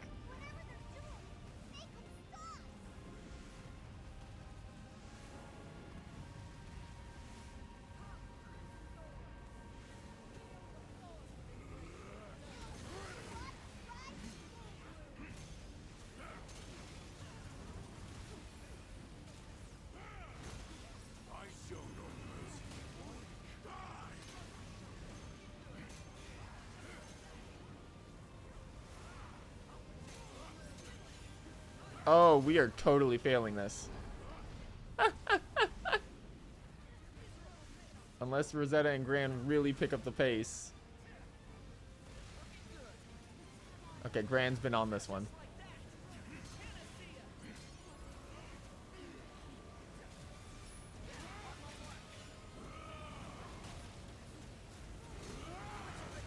Okay, there goes that. We're gonna have to do this again, too, at the end of the fight.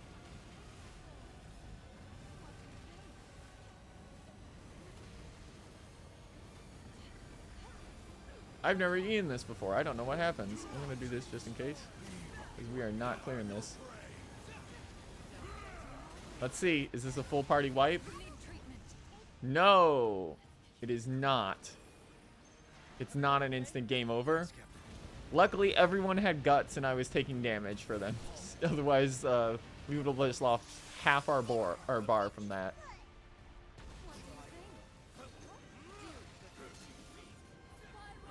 Shall we? Let's Nerve. Let's go all out next time, shall we? You got it. Glad to know I can just tank that, actually. I don't actually have to pass that damage check. feels nice.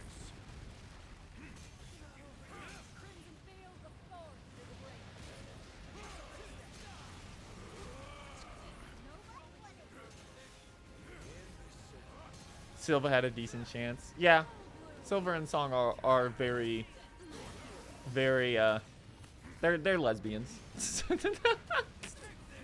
A little bit. They got a little bit of that vibe going on.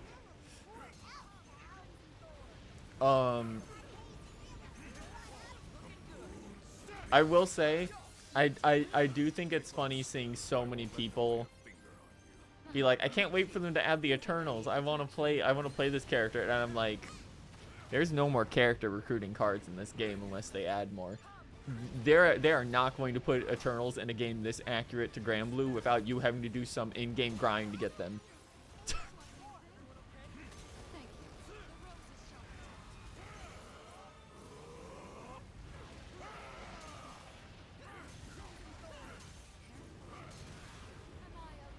Thanks for the heal. I'll take the front line. Let's do this. Temper this blade.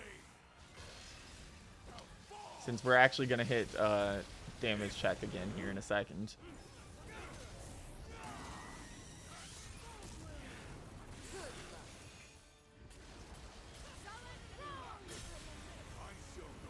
Woo! So what's going to be after this? Is it going to be Angra Proud? If it's Angra Proud, I'm going to want to kill myself. That fight sucks. Angra already sucked at Maniac. I don't want to do a Proud version of that.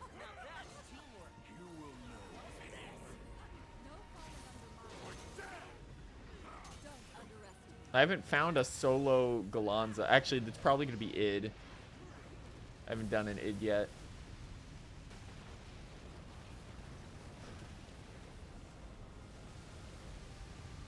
So the thing you need to understand, this game is like disgustingly accurate to Granblue. Just gonna keep jumping here. This game is disgustingly accurate to Granblue. The Eternals are characters with one of the longest grinds in the game behind them. Unfortunately, a lot of them are like really horribly dated as well, but don't worry about that. They are not just going to give those for free, I don't think. They've been too accurate with everything else in this game for it to be, here's the grindable characters you can get. We're just gonna make them free. Especially since they're waiting 2 months for them to be in the game. Like, they're adding them after an in-game super boss gets added to the game.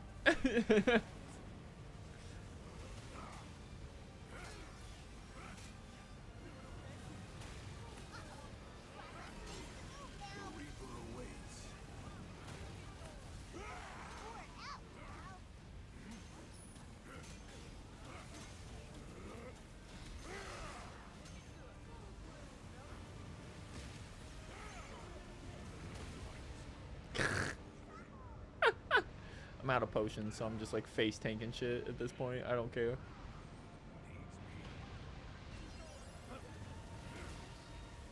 I just gotta make sure I can hit both buttons when this wears out.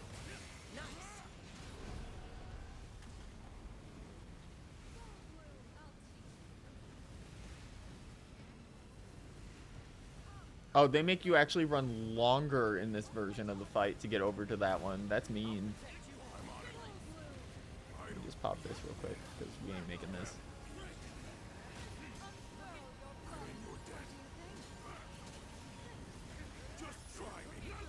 Now my question is... Okay, so that is what happens.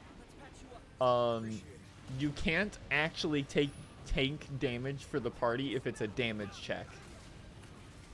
They do force you to learn to take it all.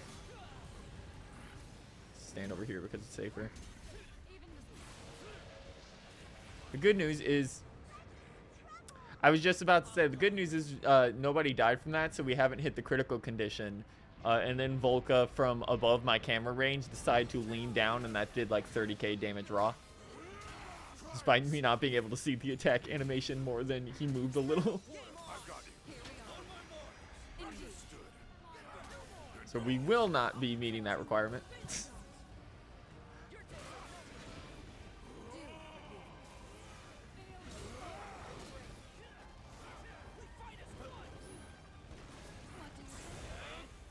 Id's going for the kill. Knowing that Rosetta can follow up. Did someone call? At any point they could just add Noah. They could. Noah is one of the ones where it's like, they could just add Noah and Licia if they really wanted. And like with like no downside.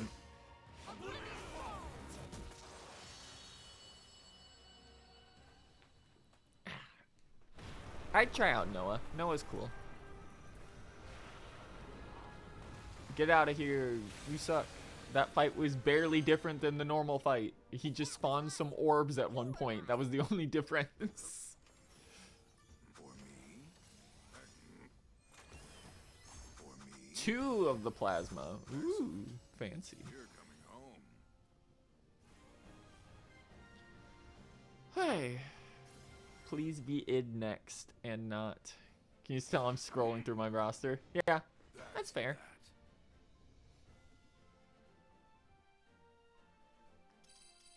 There's so many cool characters. It's just a fighting game discussion again. There's so many cool characters in Granblue.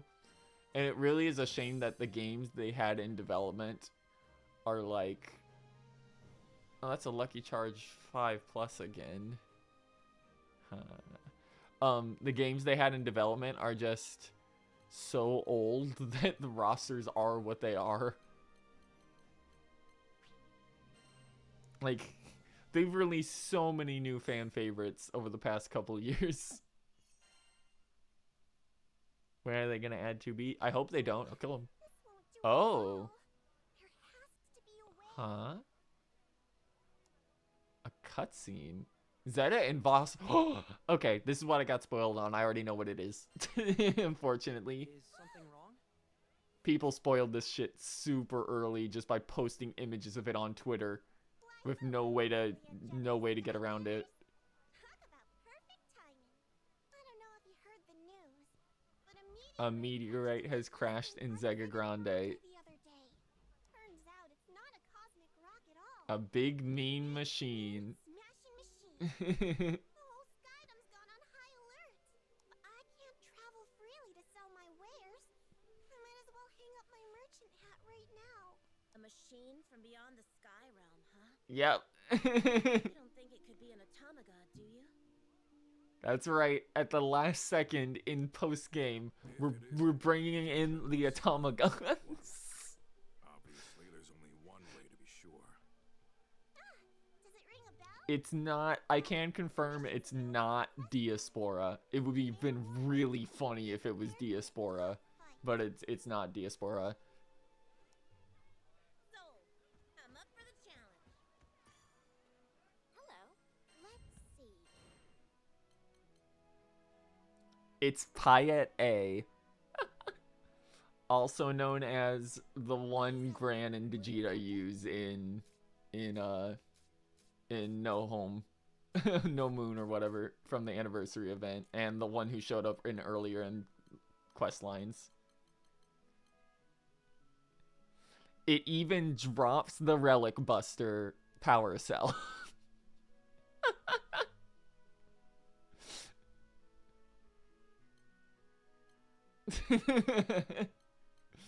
Immunity 5, Charge Attack 5, Skilled Assault 5. It's all Zeta and Vast stuff they would use. That's cute.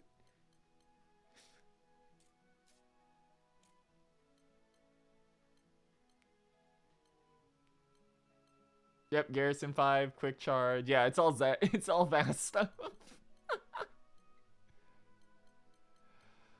Okay. I'm not gonna be able to clear it. Oh, this is higher difficulty than anything else so far. I don't think I'm gonna be able to clear this, but we'll give it a shot.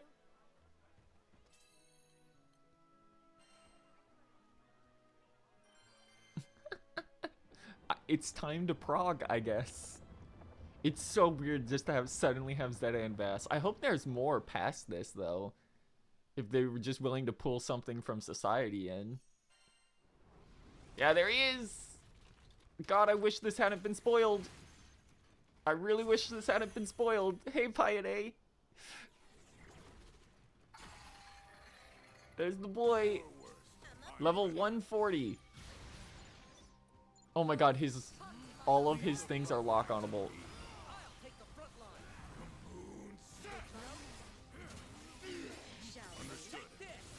I show no mercy. Oh, he steps way back when he gets hit.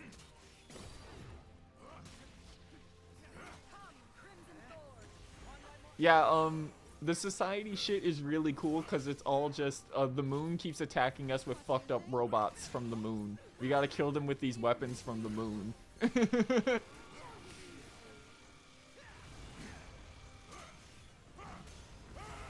Okay, nothing too crazy so far. Oh my god, it's an orbital strike. Can't. What? Oh my god, we gotta kill these now.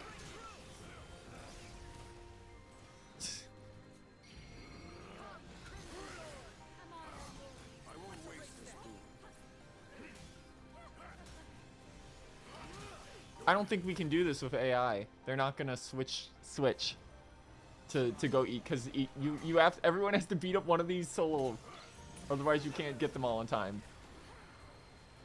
All right, what's he doing? Blue signal, attack up. Oh my god, it gave him attack up and defense. Okay, so he's gonna get more buffs depending on how many of those are left. I assume you can't step on those explosions, and he's going to do a radiating. Okay, you can just run away from it. Oh, all of his buffs disappeared except the attack one after it. Okay, so that's just going to get worse the more of them are left. Understood.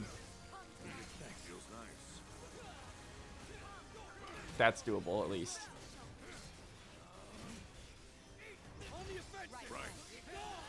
I say as we're 9% into the fight.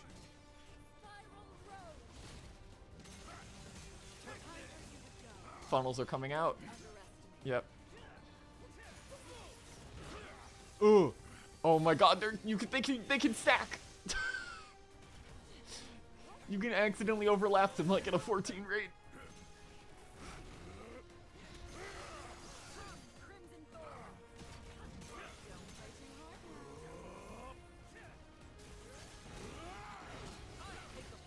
I do appreciate that there's been nothing in this fight so far that Basaraga or Zeta has trouble with. That's cute. Like, I'm waiting for the mechanic that's difficult for them, but they're all like, you can face fuck them as Zeta, so as Voss so far, and there's been nothing that's been in the air that would stop Zeta.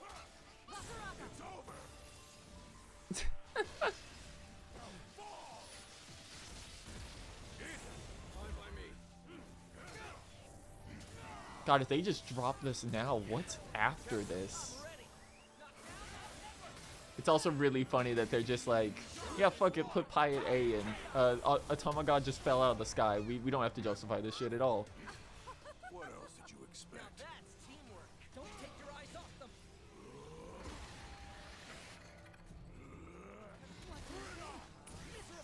Alright, here's where things are gonna get bad. That's a lot of funnels. Okay.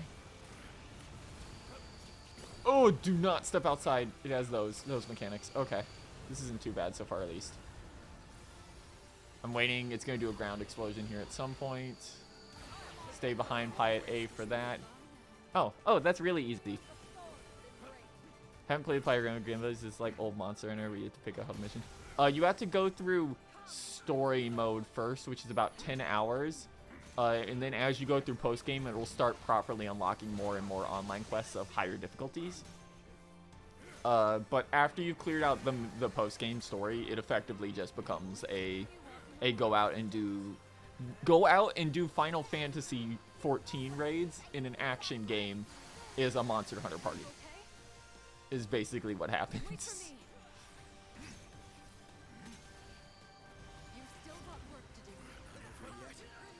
The funnels are now funneling.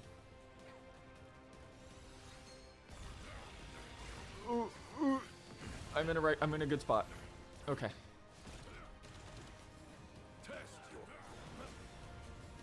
Do that again. Oh, it's time.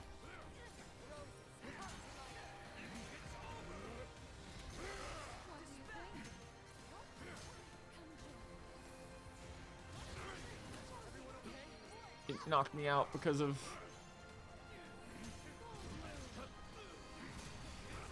Oh. Just break this. Okay. We're not going to be able to get the yellow one, but... Oh no, they didn't kill the... Well, we have to deal with 3 of them.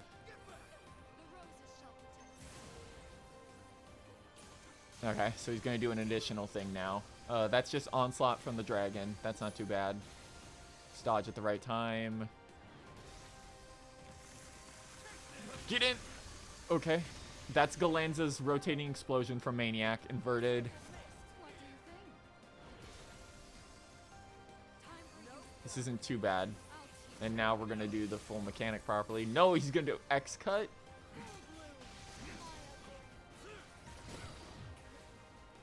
Alright, funnels are going to rain down.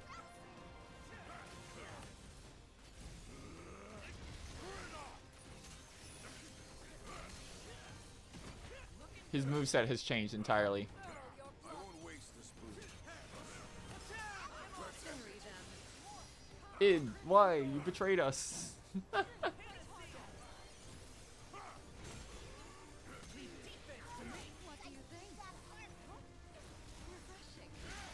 Oh, God, I'm only 70% in.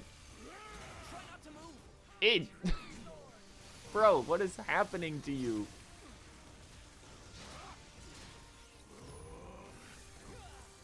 I've never seen him get his ass beat this much. Leave the front line to me.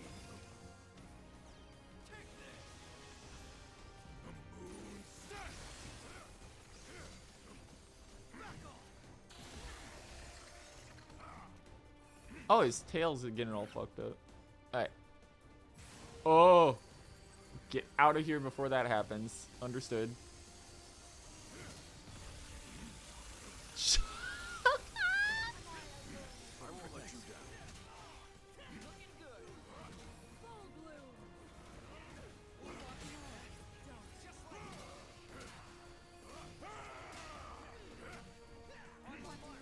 We're about to hit full link time in a second.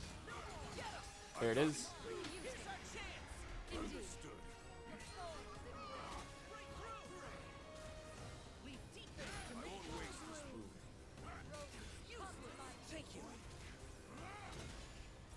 Get him out of overdrive.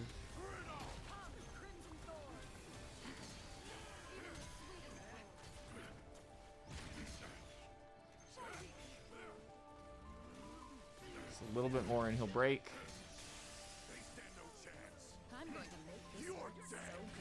Okay, you can't get the full chain, but I'm going to pop it here. I'll regret this when there is a DPS check at 50 that wipes us.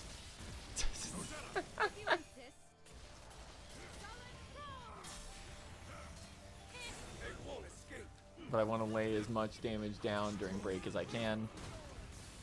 Have his summer one. Yeah, the shades are really good. Luckily, the version of Alexiel you have is the best version of Alexiel, as she just directly power creeps her normal version. Behind me. Firefly. Here's the 60% check. Oh my god, it's literally playing the music.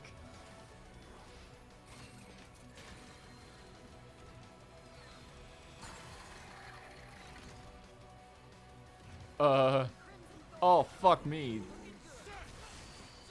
Okay, they have less health.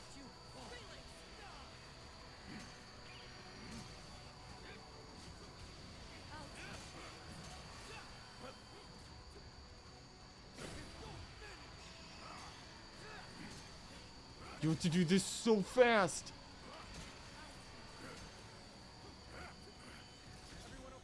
Good timing. Okay, we got 3 of them since the AI just went to fought Grinoff instead. Oh my god. Oh. Alright, this isn't too bad yet. Just pay attention to which panels light up and run between them. Get away from that. Do not stand on each of those. Jump that. Oh, okay. Easy mechanic. This is a good high difficulty fight, by the way, because each and every one of these is a check on a previous mechanic you've already done that's been remixed together.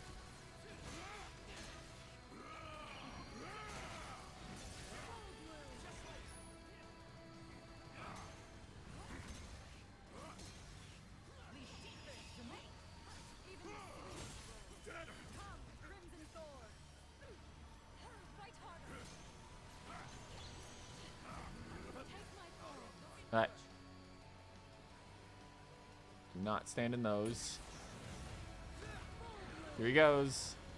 I haven't seen this one yet. Yellow signal. What is this mechanic? Sea of Tides again. Okay, that's not too bad. He's going to go back and forth. But his moveset is going to change on the next time through. He's Earth Elemental now, it looks like. I'm going to need you to pop debuff removal as soon as you can, Gran. And he did it immediately. Ooh! I'm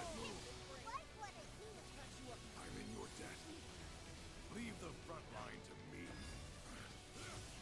This is such a cool fight.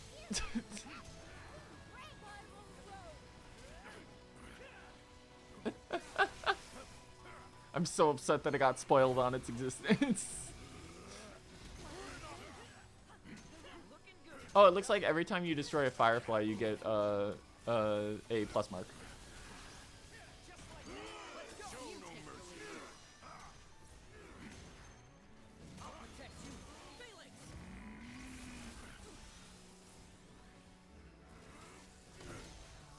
Oh, the Fireflies, while he's in yellow, are ranged and cause paralysis.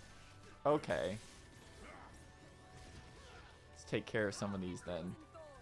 They expect you to do this in 15 minutes.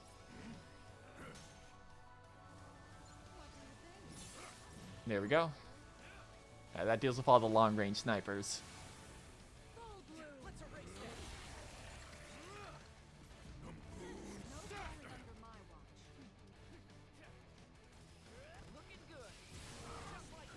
Ground Shaker again. Yep. Okay, do not get hit by those. Those will assuredly do paralysis.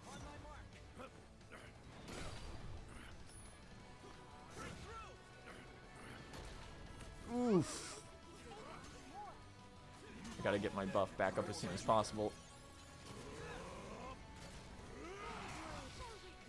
1, 2, 3. Feels nice. Alright, elemental check time. You can pick your job off the ground.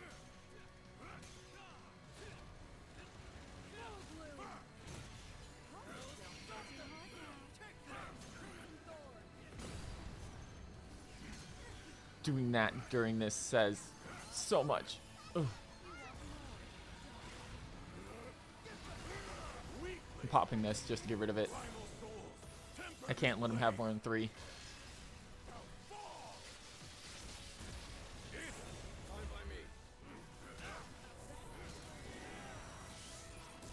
So the thing about popping these is it stops the clock on the DPS check while they're doing this. So it actually buys you more time to do this. Which is why you need to save this shit for certain fights. Alright. Are we going red this time?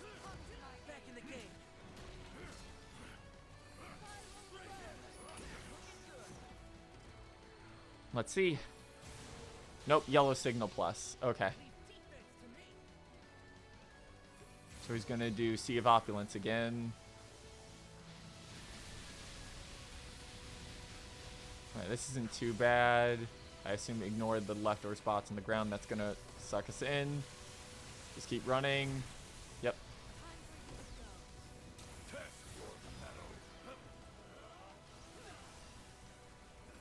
Oh. No, most of the Proud goals and late Maniac goals are 15. Because they are going to take you almost 20 minutes on your first clear. That is just a thing that is going to happen. I got hit with the paralysis. Do not drop. God damn it, it.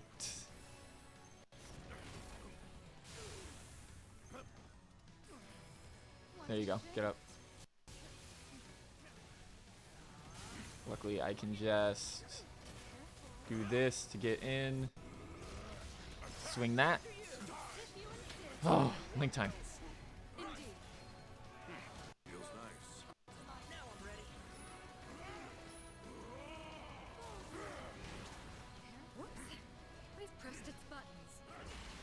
We sure have. Down to 30. I hope the other Automagods are in this. That'd be rad. Alright, here we go again. It's this again. This isn't too bad, at least.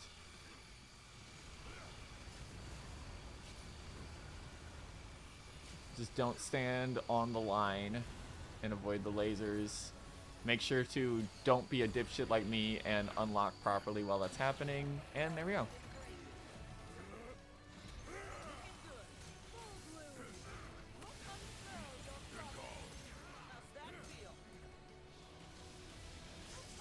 I got paralysis. I thought I was further away than I was. Ugh. Holy shit.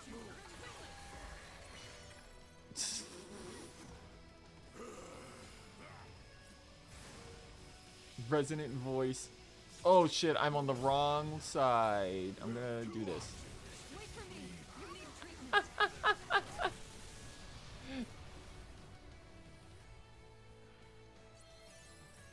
I was in the wrong location. No falling under my. Come, Crimson Thorn.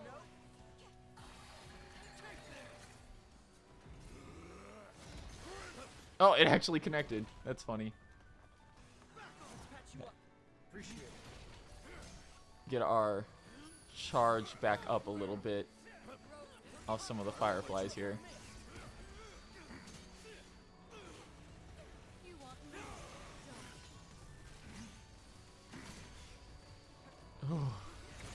I love that it's playing the proper music for this, by the way. Like, oh shit, it's happening again. Air of mystique. What can I say?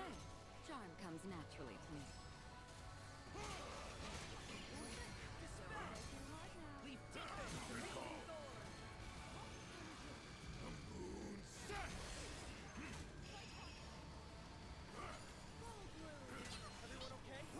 Do this.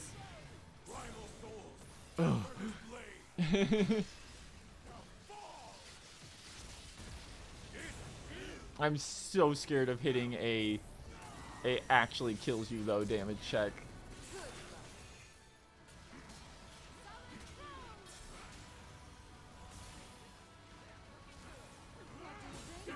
Okay.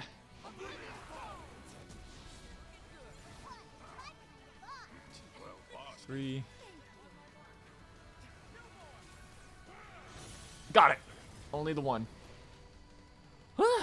Okay, so just yellow this time.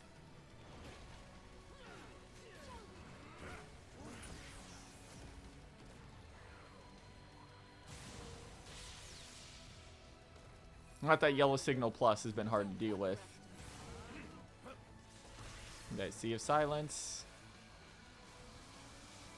This is different. Come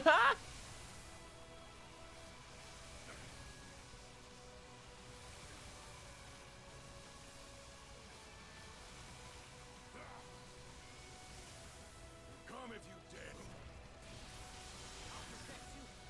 Okay. No, Gran. I get the front line. Thank you for the failing stuff.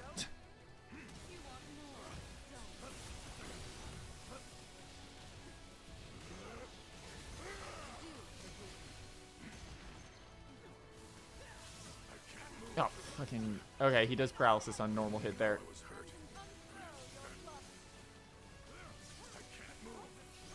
Back dodged in the wrong way. I keep getting paralyzed, but it's just not doing enough damage.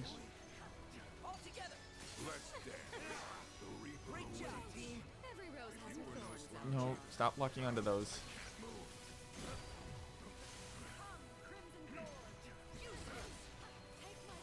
Dun, dun, dun, dun.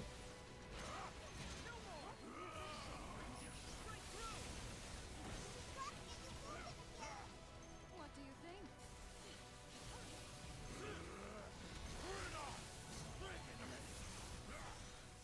Oh, he's actually light right now. Oh, because he ate yellow plus. Okay. So I actually do more damage here.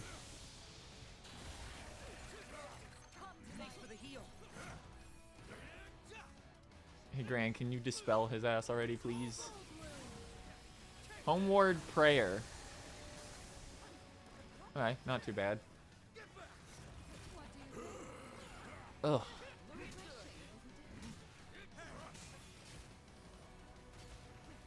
Get the full charge. Just in time to dodge that. There we go. Indeed.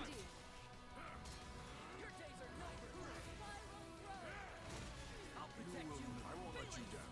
I'll teach you a lesson.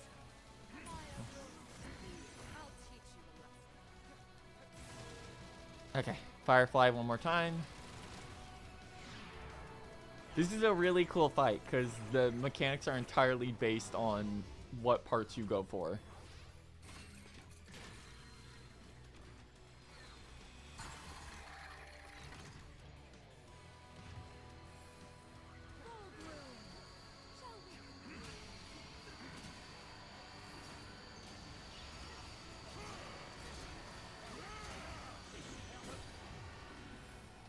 Wow, that was instantaneous. I got one of them. It's just chromatic arc again, at least. This is a really cool super. It's just also not that dangerous. Because it's very easy to learn the dodge timing on that. Alright, now he's just going to do this again. Dodge there. Yay! I'm so good. I say knowing any of those would have killed me instantaneously. What do you think?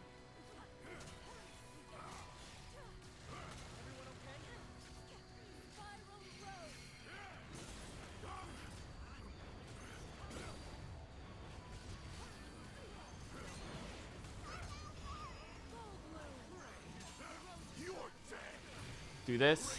Extend time. I beseech you. Woo! Bloody move. Oh, it just killed.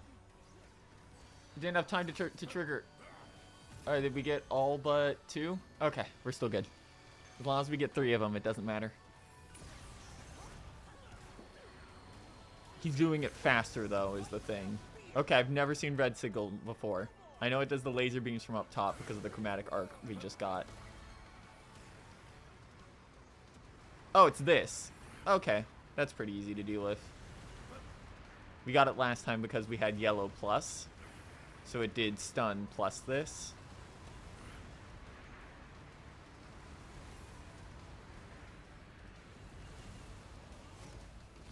I think the interesting note is that I was apparently close enough for that. I think the interesting note is that this he doesn't seem to have the defense up during that. So if you can get in, you might be able to do damage. He's not glowing yellow properly there.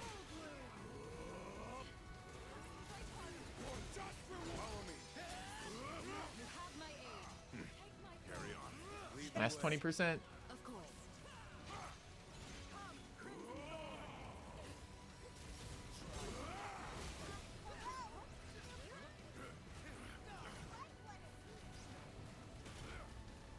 What do you think?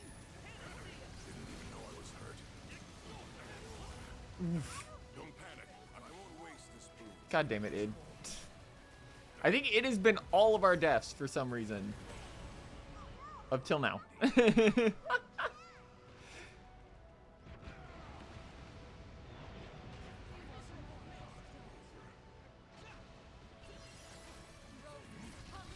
you down.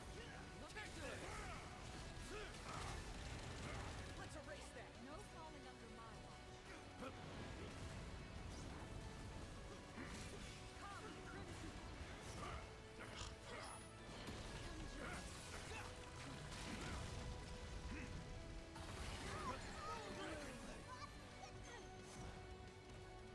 He does not want to stop moving. Test your mettle. Don't get careless. Patch you up. I'll teach you a lesson.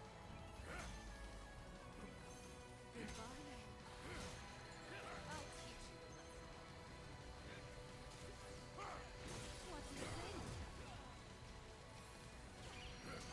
Am I a good? Good call.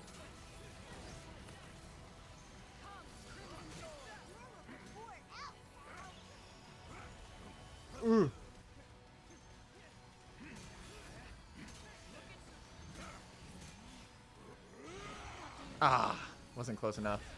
Alright, we did get... It's only the 2 at least. So it's going to be yellow plus. Which is doable. No, red signal plus. Okay, we haven't done this one yet. What are we looking at? Attack up, unique sigil. It's also burned because of id. Oh, it's just the lasers again, but they do fire damage now. Okay.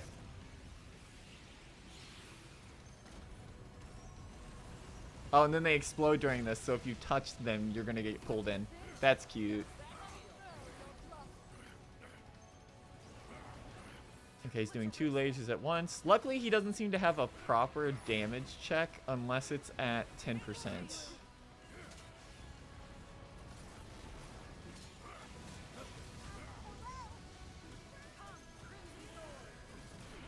What?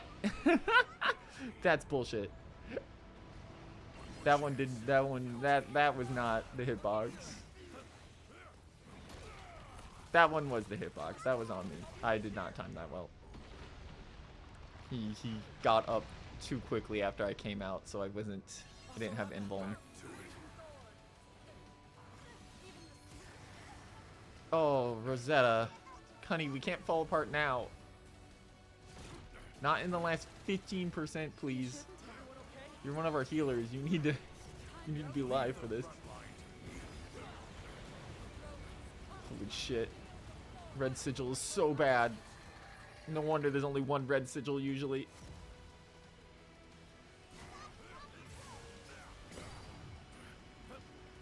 It's fine, I can get out of it. Yep, okay, we're good.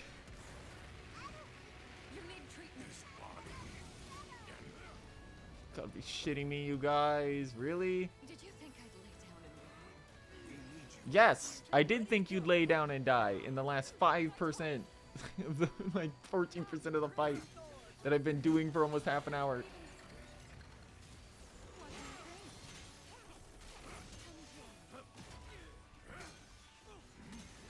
Someone please heal id right now. Thank you. anything for a member of the crew? Shit. Fuck me.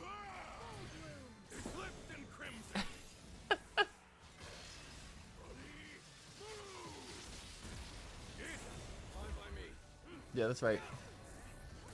Unload on that one, please. Stop locking on! The camera is literally fighting me here.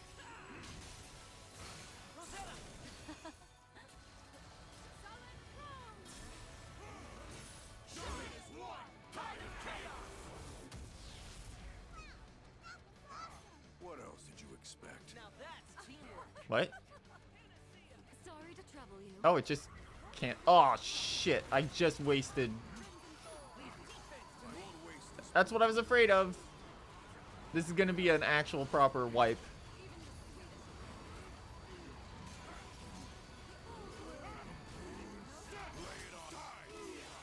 Wait, we got link time. No, we didn't. Grand fucked up.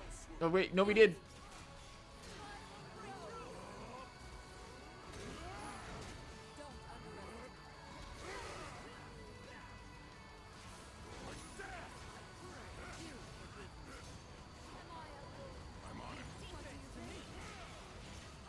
Ooh. No! Fuck off!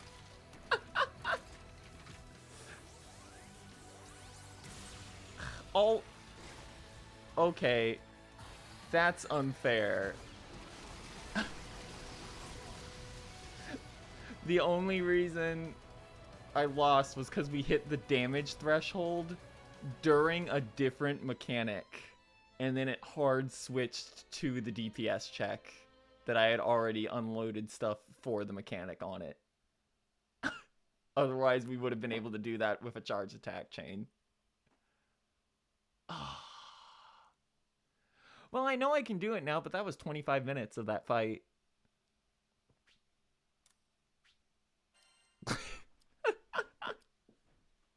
Anyway, we're going back in. That is I am so upset. Literally 1%.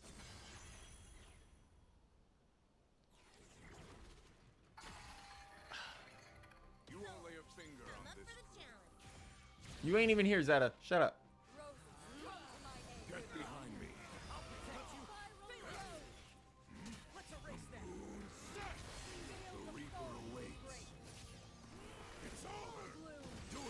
So this fight's mechanics are actually fairly easy, just as expected. Last 10%, just like some of the other high difficulty fights. Instant lose DPS check.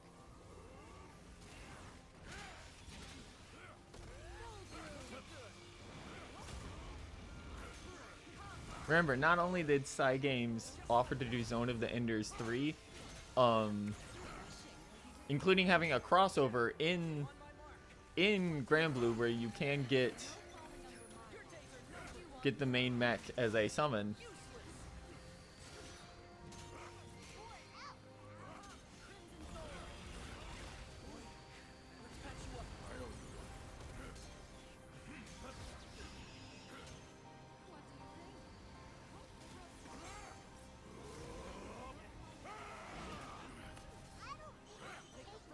Shit, we only got the one. This is off to a real bad start.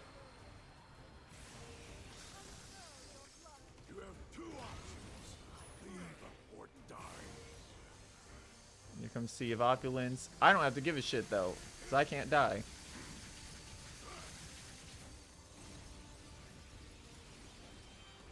Come down, please.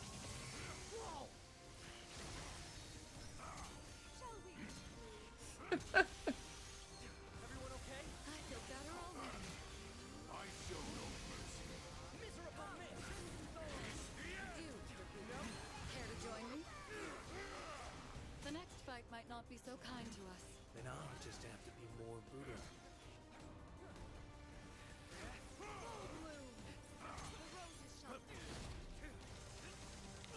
Oh boy, that's all of them at once. Now I'm ready.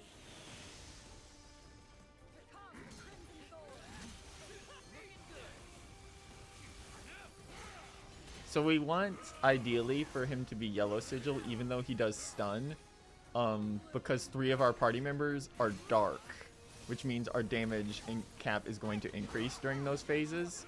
Thank you. Whereas if he's red, he's going to do burn, and if he's yellow, and if he's blue face, he's going to do. If he's blue face, he's going to do freeze. Impressive. To a terrifying degree. If it keeps this crew safe, I don't mind playing the bad guy.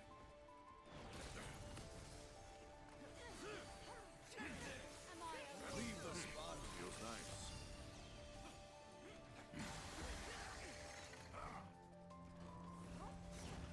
Hi. What is this? Oh, homeward prayer. Okay, easy enough. Done. Hey, none of the mechanics are hard. I'm just upset that the fight is as long as it is, and we wiped at literally 1% because I didn't know it was going to be a hard knock itself out of its current phase damage transition. Take them down. It's This is going really smoothly though so far. Hey, wipe the blues and the red. This is going to get ugly. So discretion's the name of the game then.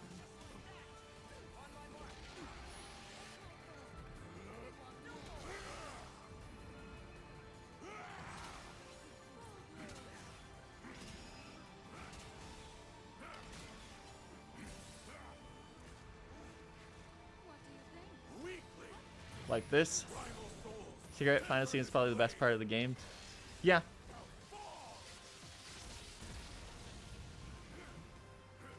Okay. Anyway, welcome back. We're in post game and this happened. I wiped at 1% because of a damage check. How's it going?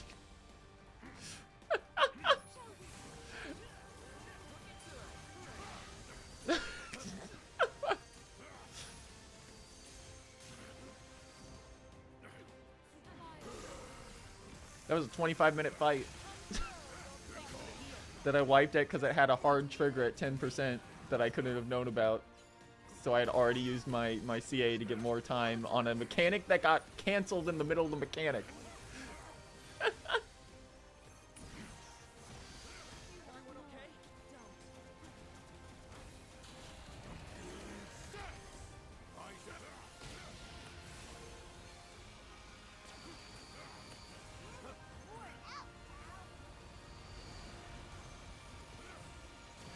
Ah, shit. That was on me. I'll be right there. Alright, do not stand in front of him. Just dodge the lasers there, and we're free. Dude, Yep. I won't let you down. Like I said, Cygames wears its inspirations and its love on its sleeve. Like, we are fighting a mixture of Metal Gear Ray and of Gear Ray, Godzilla, and a Zone of the Enders robot right now. Understood. I won't waste this food.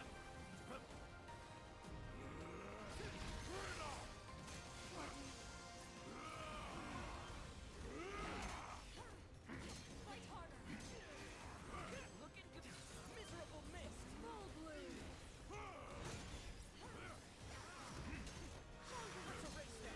Thank God his tail is such a massive hitbox. It makes it really easy to hit with Voss, actually. My aid. Well, well. Someone's been training. Happy you noticed. We're doing much better this time, at least. In that we're already down to under 70. In 7 minutes. Shit. Alright, here we go. So if you don't outspeed this to the corner, you die. It's easier to go for the sides for obvious reasons than it is to go straight at him.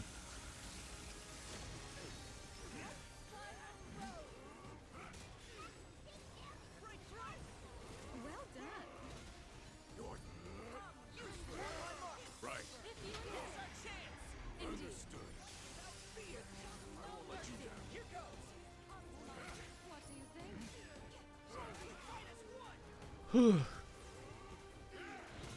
I show no mercy.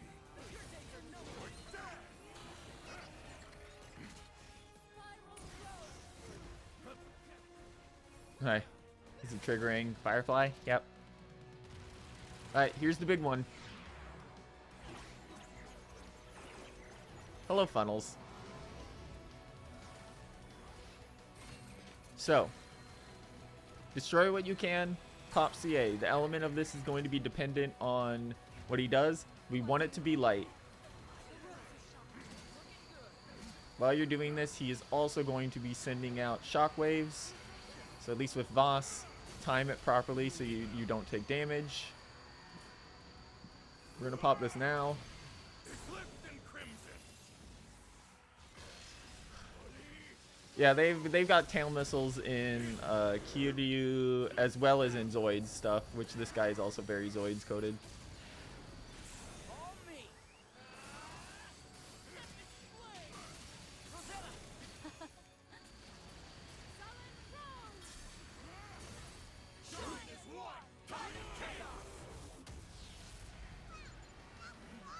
What else? No, stop, Now that's teamwork. camera. Don't mind taking that damage if it breaks this. We did not get the last Hutchinson generator, but he's only going to get light out of this. So we do have to do Chromatic Arc still because we couldn't meet the DPS check. But Chromatic Arc on its own is easy. It's all the other bullshit that it can do during it if you don't get the rest of its buffs off. Because everything lights up and is loaded properly with warnings. It is not hard to avoid it. Just stand right here. And get ready for that. I totally ate it. That is on me. That was just bad timing on my part. We're gonna go right into this again. Kill Red immediately. Because Red is the one that does all the bullshit floor AoE explosions. Stop locking onto the wrong thing, please. What do you think?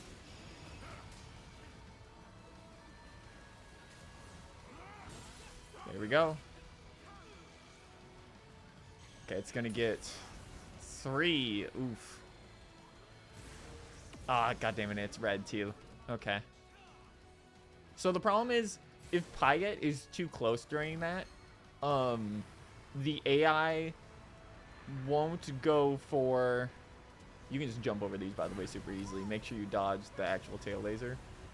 The AI won't go for those unless Pyatt is far away from them. They'll always try to damage rush Pyatt for actual damage.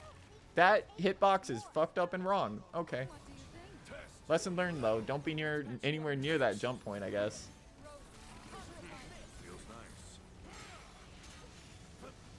So we've now got to deal with all of these aerial explosions that do burn.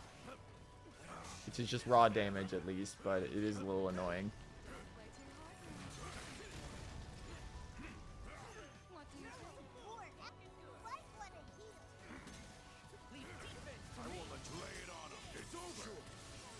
Rosetta, where were you?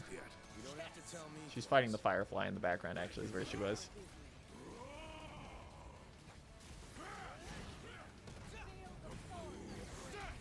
Ah, missed it the last second.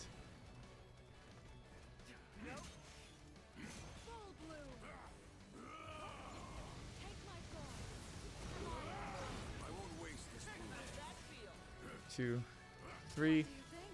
Luckily, slow appears to work on him a bit. It's like, slow just appears to be straight up the best debuff in the game. Ow! Ground explosion caught me. There's our first death. Luckily, it was only at 50%. Problem is... Okay, I'm gonna go over here. Shit. I need to get a charge attack in for the defense up at some point. Because if I get hit without the defense up, it's gonna get bad.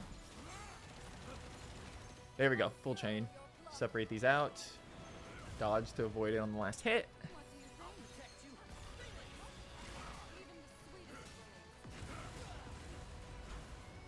Luckily, as long as he's not elemental, the timing on this is pretty easy. Because he doesn't do any side effect but damage at that point. Let's stop that.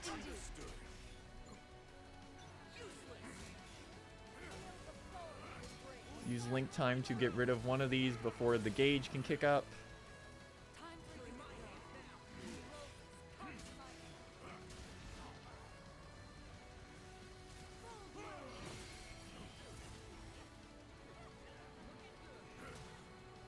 Two, three. Okay, we're gonna get rid of 3 of them. Or not, since it just didn't do enough damage. Okay, I can pop this at least, so we can kill that one. Unfortunately, oh, we do have enough to follow up, and we'll have more than enough to get back to 100 before the actual damage check. Stop locking onto that. Oh my god. We can't hit them anymore. It considers the damage check already failed despite not being over yet. So I just can't touch them. At all, despite it's still clearly having time on the clock when I activated it. That's not right. That's not right at all, actually. That's fucked up. I do not be standing in front of him because this will end with a large explosion. Sea of Opulence is not a big deal. Just be in a situation where you won't get caught in the explosion.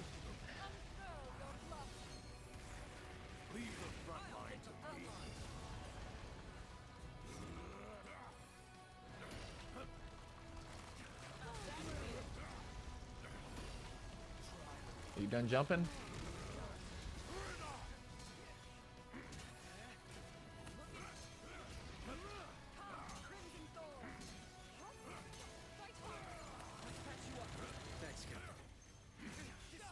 To link attack. Full charge.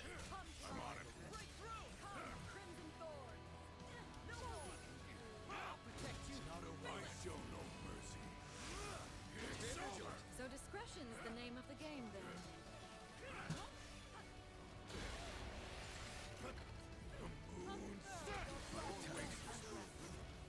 Alright, here we go. I'll teach you. What are you going for this time? Oh, okay. That's it. That's fine. It's fine. That was less fine. That was on me, though. Stay to the back. I'm going to potion up just in case. And we're free to go in.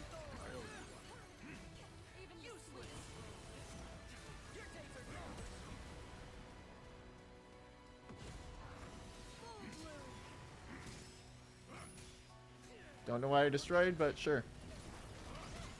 Give me my buff back, please.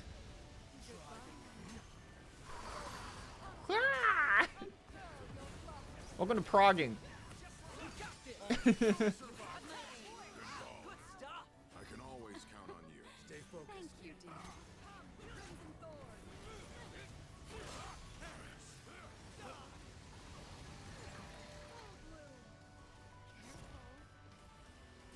Shit. Just outrun it to the side. Take damage for everyone. I'll gladly die. I didn't have time to pop my don't die button. So I wasn't able to fully tank it. That's unfortunate. Let's get back in there. Alright, Pirate got his ass beat though from that. Everyone okay? Appreciate it. Get the defense up. Let's erase that. Feels nice. What do you think?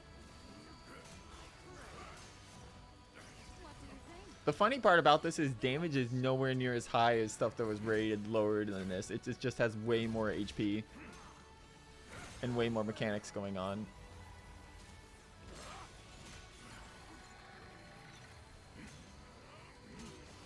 What do you think?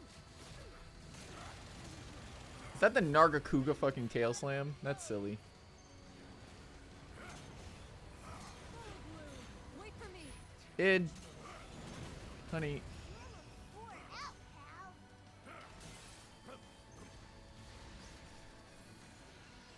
Oh, that's way more than I thought. Oh, it's because we're at the proper elemental shift. Didn't even know I was hurt. Alright. This is gonna be fucked up. What do you think? Alright, Grand removed his can't be hit at least immediately. Can't be debuffed immediately at least. Ooh, that is way bigger if it's higher on plus. Interesting. I've never seen it get the full 4, so I didn't know it did that. Holy shit. Okay, popping, I can't. I was gonna pop Undying, but on the last frame of Undying, I got touched. Got more in you? Thanks. Leave the front line to me.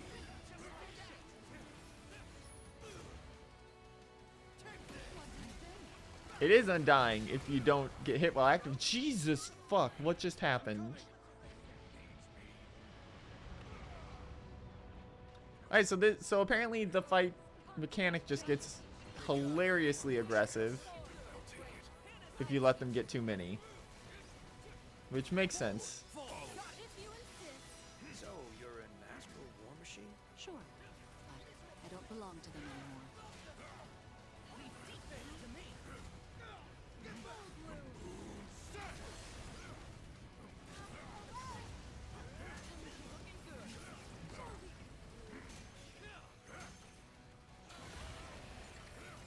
Alright, what's he going for?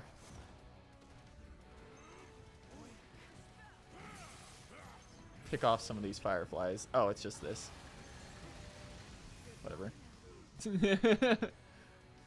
Homeward player is not real. Thanks. Oh! That just killed me instantly! I've never seen him do that one before. Ow! Hang in there. One more chance. I'll take it.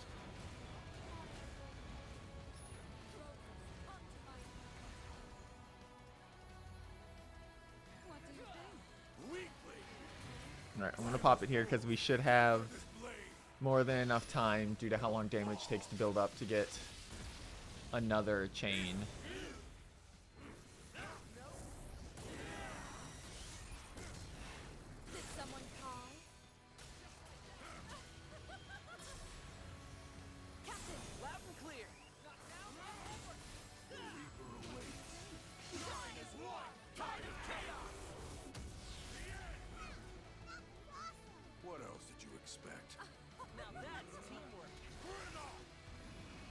Okay. 2. 1, 2, 3.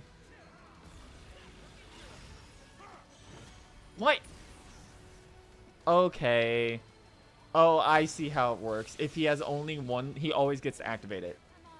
If he has only one left, then he'll activate it regardless. You have to deal with the mechanic. You can't just ignore it. Okay. That, I don't like that, but I understand. Come if you dare. Time for you to go. Come, Crimson Thorn. You will know. Understood. Understood. Understood. Alright, so from now on, we cannot charge attack until 10%. What do you think?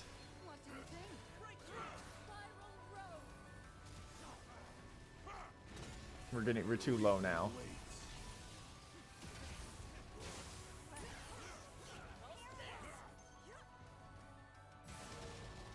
Hey, Firefly. They really love that animation. Alright, so we might have to deal with a high difficulty version of this mechanic.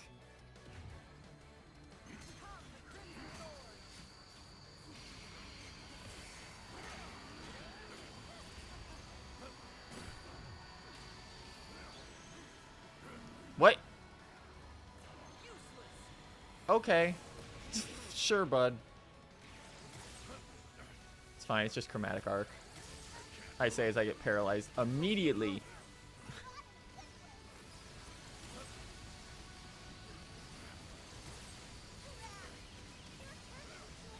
Id, do not fucking die to this.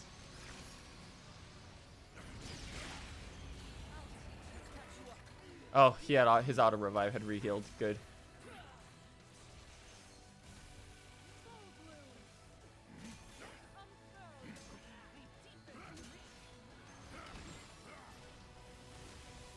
Clear out some of the fireflies here. I'm going to make this hurt I so won't good. waste this boon. Ugh.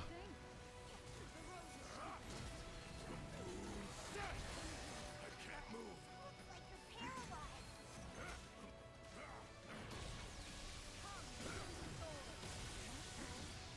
Looks like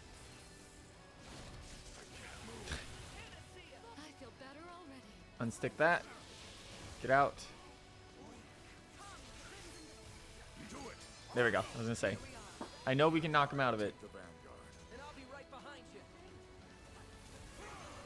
I can't move. This paralysis of this is really annoying, but we are doing additional damage at least due to elemental due to being on element. I just can't get a full charge attack because of the fireflies in the back.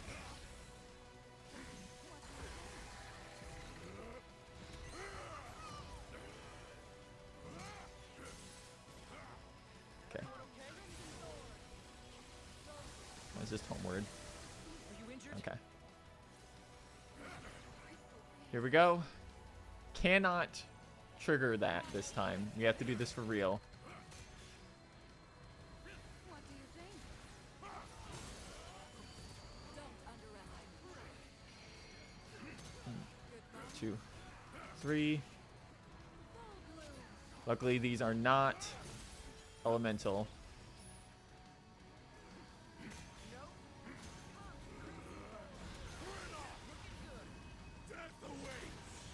Damn, couldn't get it. My hero. They was fucking around fighting fighting Pi 8 instead. What do you Okay, Pi 8 Alpha. Yellow signal plus. At least he's still yellow. The roses Just gotta deal with this mechanic now.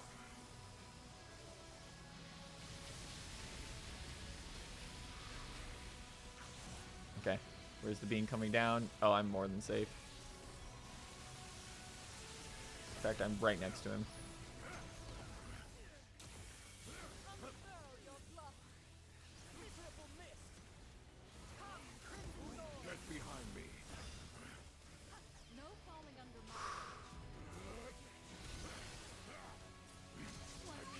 I.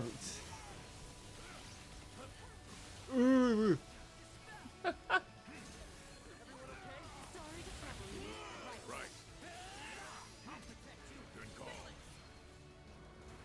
Thank you, Gran, for damage cut.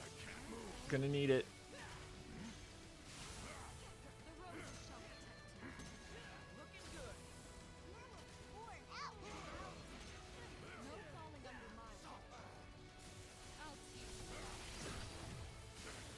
Ooh. 4%. We had the full damage chain. The problem is Link isn't that high right now. Feels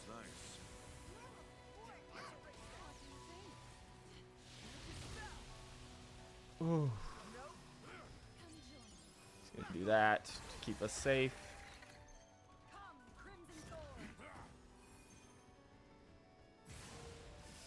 I can't move. You have two options. Leave. You need treatment. Damn it, Gran. Hold on. You good? That was a close one. Leave the front line to me.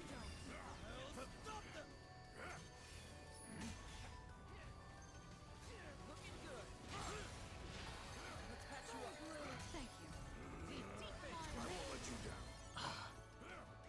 down. We're almost What do you think? How's that feel? there. Shall we? Let's stay. Got it. We were Here we go. truly a sight to behold. Sure. You're dead. Great sight. I beseech you. Bloody move.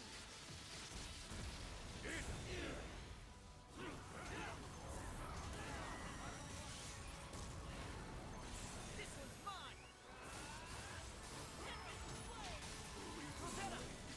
Just keep going.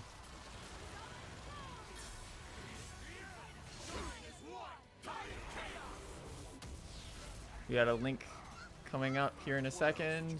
All we have to do is trigger it.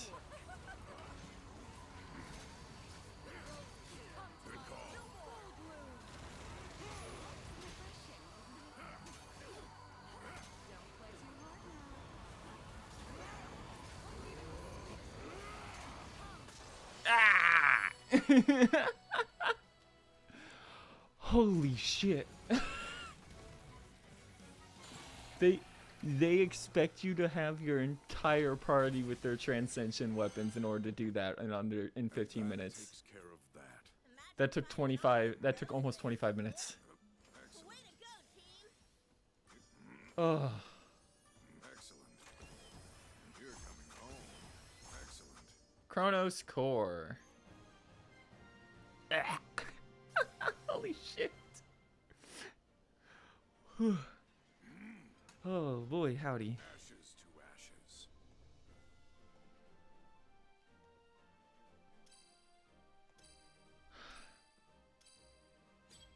ashes. Rosetta managed to steal it.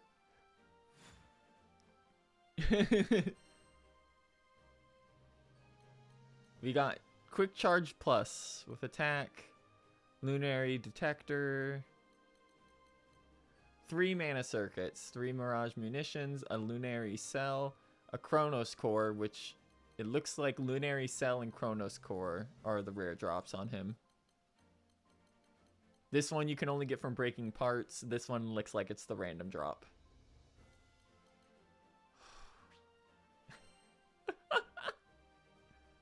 No!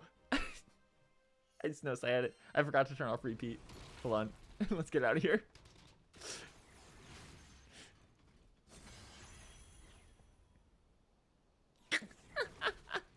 I'm not finding you again. My team is not strong enough to do this repeatedly. Get me out of here.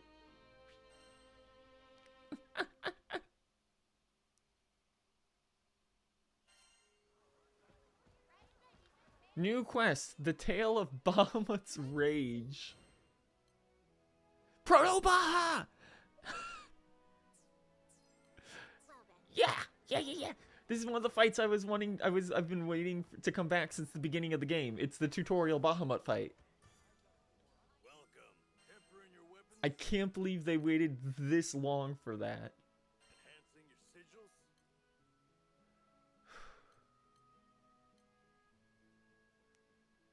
Let's see. Come again. Boy, howdy.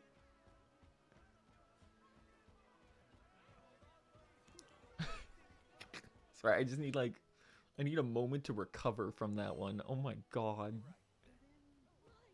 Zappa, look at this, buddy. What do I got in here? Smell money. Wow, this is a gorgeous piece. Provoke. Held under. Glass cannon. Throw. Stronghold. Poison resistance. And dizzy resistance. You find something shiny. Nothing we can actually use right now. Oh. Yeah, the main thing right now is that we can clear the fights. But we need to grind out our Ascension weapon for the rest of our party. Which means we have to go back to the Maniac fights, because for some reason, the Proud Mode fights don't drop the rare drops from the Maniac fights. The only other way to get them is to do gold badge online stuff, but you're limited on your amount of gold badges you can get a day. Hello. This one? Please come again. Like, you can get 2 a day.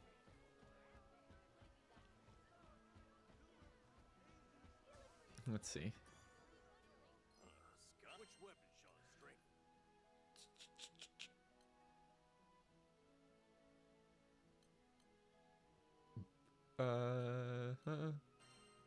Rosetta is the one we could do soonest to push damage, because she has doesn't have her crit weapon done yet. Imbuing your weapons with power,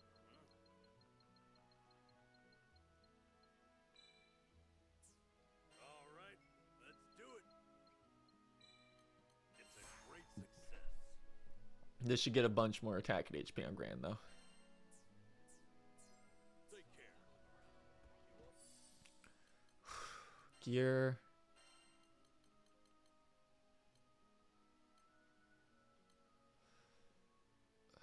Quick charge versus lucky. Yeah, if I had an extra slot available, I could slot in charge damage, which would guarantee that I was hitting damage cap instead of only hitting damage cap on the second charge.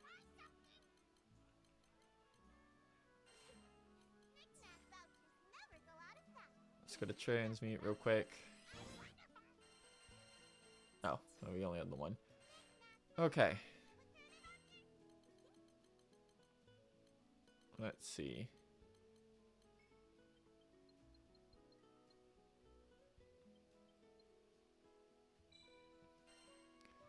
Transmute.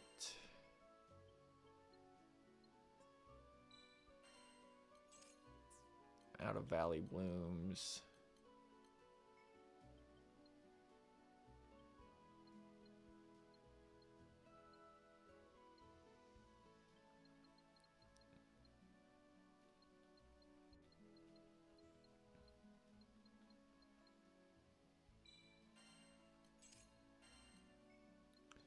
Let's use Eternal Snowflakes for this last couple.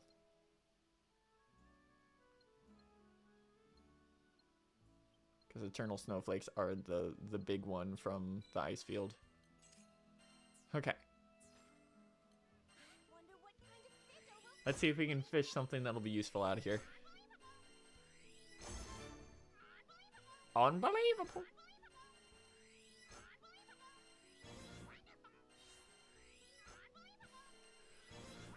Okay. This is gonna take a minute. But oh my god. See, the thing is, like, so they could throw anything in here now, huh? If they just held their hand on that fight that long. They held their hand on the tutorial fight being playable this long. Like...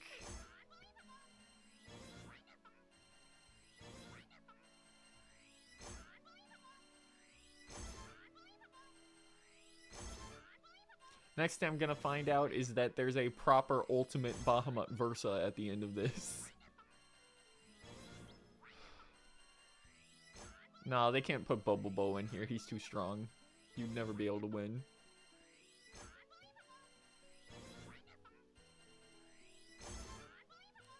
Unbelievable. Okay. Charlotta.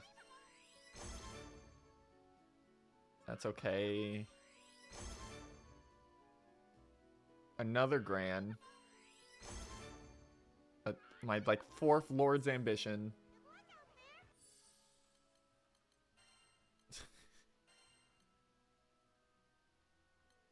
Was it another Fearless Drive instead of Spirit? No, it was Fearless Spirit. Oh, thank goodness. What was this one? Okay.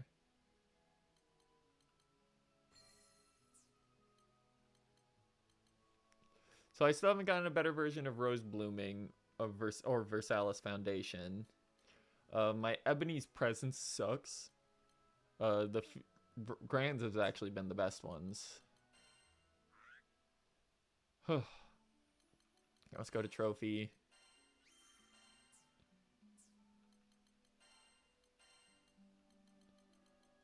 Pilot A.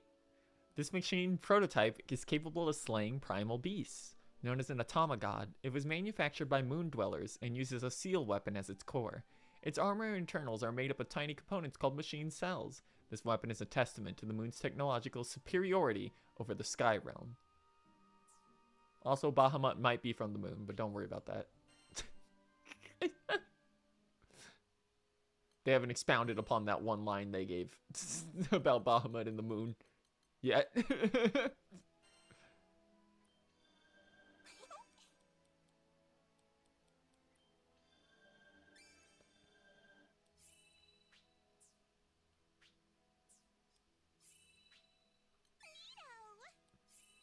Let's finish off Karg's attack.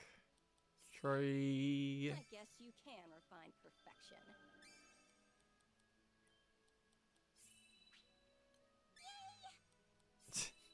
Yay! Alright. And we'll get started on this. Alright, just going straight down here. We aren't going to be able to use her yet.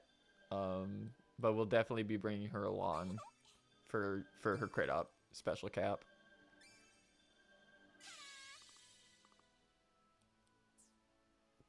Okay. She's getting there. Just need HP now. Okay. It's getting late. We'll do one attempt of this fight.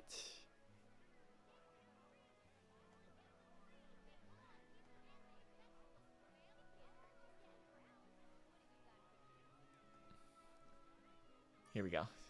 Need something? Which will it be? The thing is, I know we're not going... I don't think we're going to be able to damage Clear Skyfall.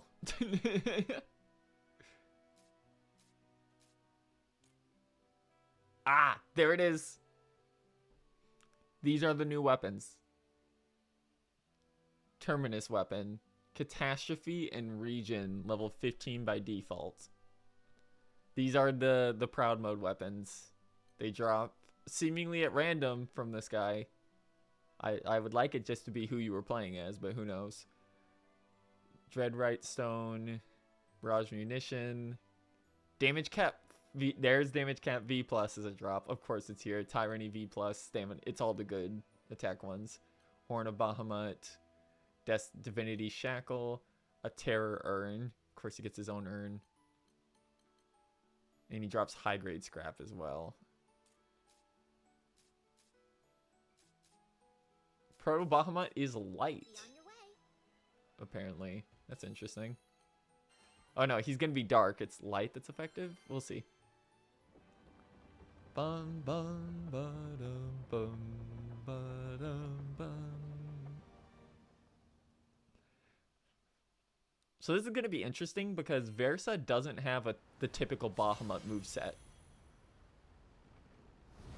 Are we still aboard the Grand Cypher? We are.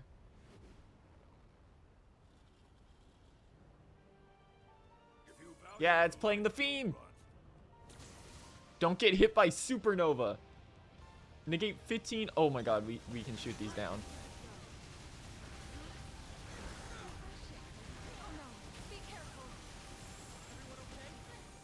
Oh my god, it's the fucking... What do you mean it's the... This is your Monster Hunter siege fight.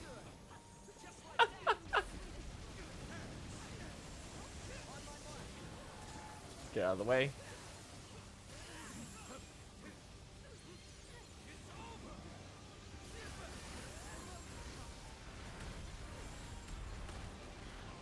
That's not too hard to avoid, at least.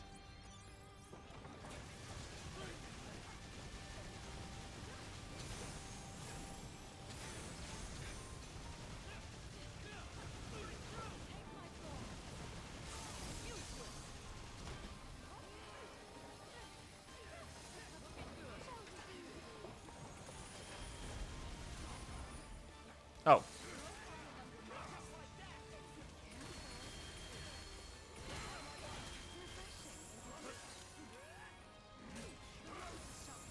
We're at 98% and they already are hitting us with a damage check. Which I'm gonna fail because I didn't know it was here. No, we made it. Oh, we're going in for damage.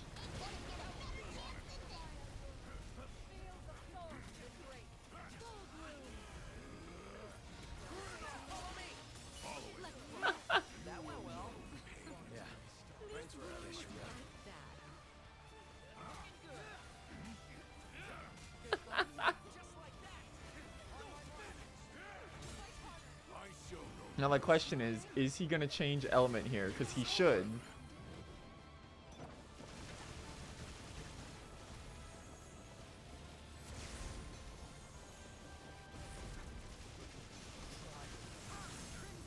Yeah, so you want to shoot the red one, and shooting the red one causes all the ones around it to explode.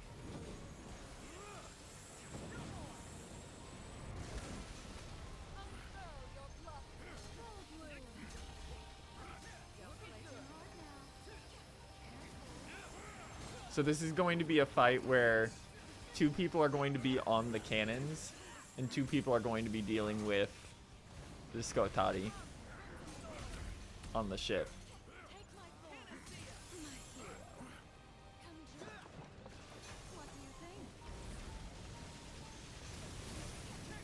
Got it.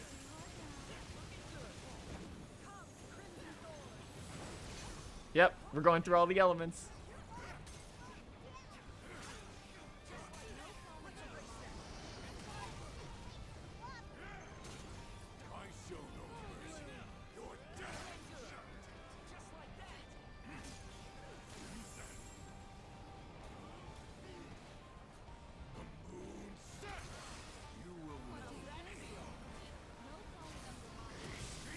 Got it. Alright, we're only at 10% by the way. I can't believe they locked the siege fight this far in. That's so funny.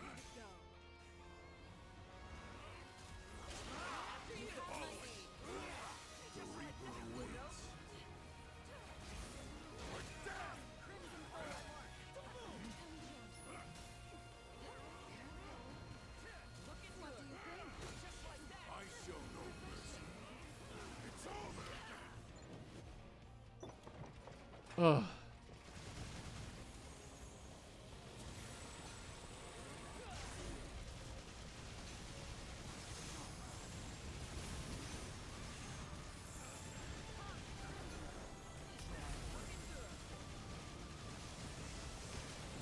Already?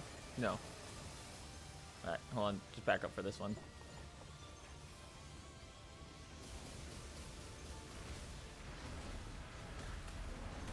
Yep. Side of the ship is just safe.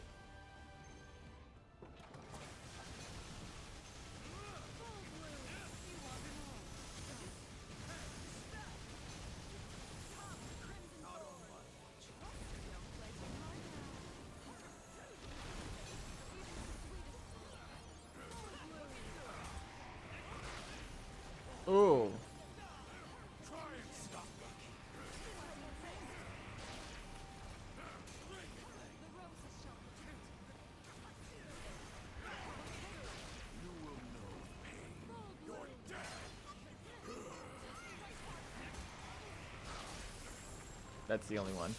Yep. Whee! Boom. You're dead. Great sight, I beseech you. This is a long fight, by the way. I assume that's because we're going to go through every element before the fight actually starts properly, because he does have a proper moveset in the tutorial fight. So we're literally just getting damage checked on everything.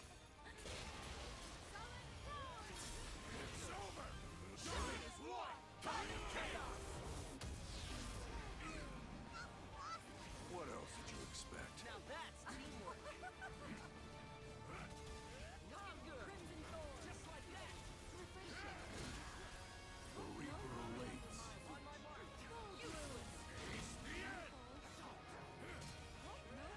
How have we not hit the link check? That's insane. There it is.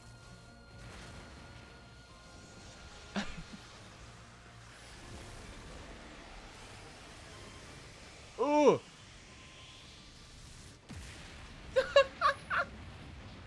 He opens with Skyfall. Okay. Here we go. Yeah, it's the real fight now.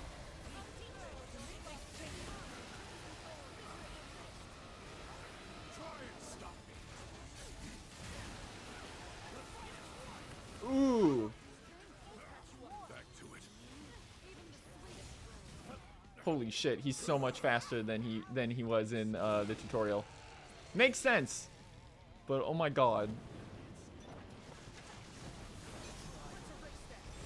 Oh, we're just doing it again. And he's gonna be attacking while we're doing it.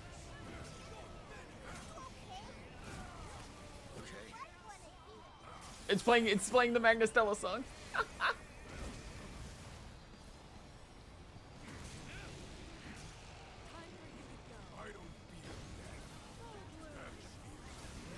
Alright, hold on. I'm gonna tank. My tanking does not matter. It puts everyone to 1. It.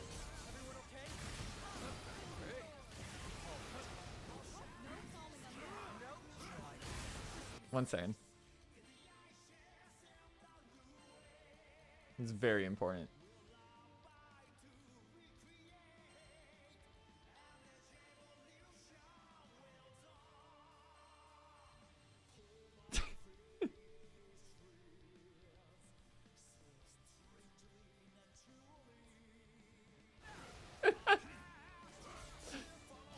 That has to be more audible.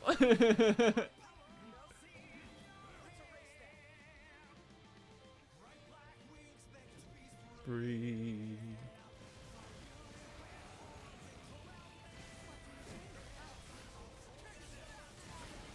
Oh, I dodged the wrong way. That was on me.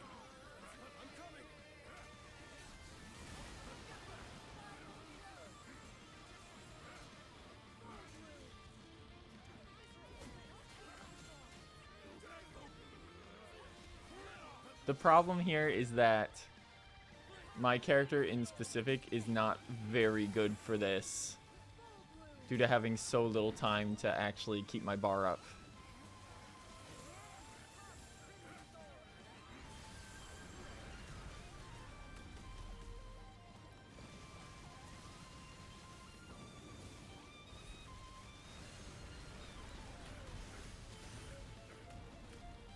I don't know about that one.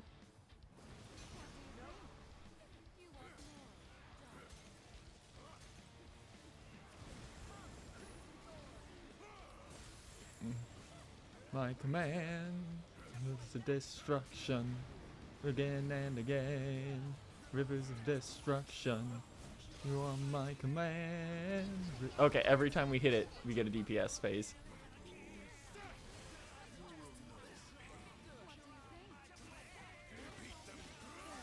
Link time!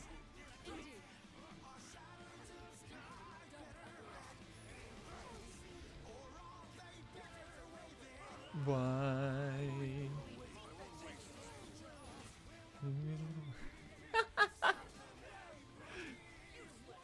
This is fucking Granblue Gaming, baby. Holy shit, I can't believe this is locked to like 100 hours in.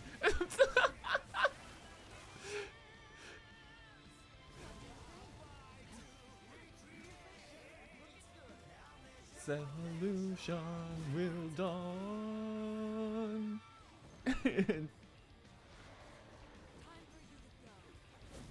Destruction again and again. Oh, it landed on me.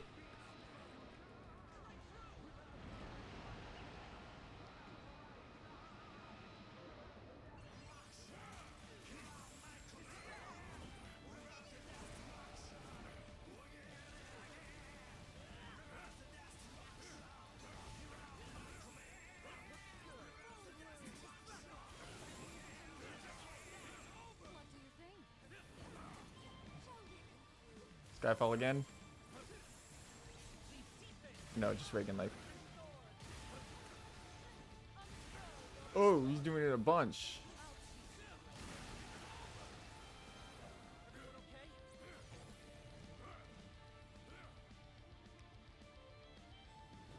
I want to pass the next damage check before we prop.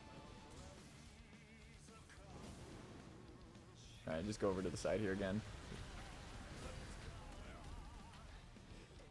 Sides and it's all, and its memories are gone.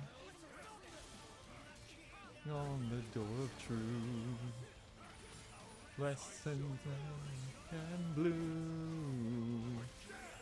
There's only a sigh.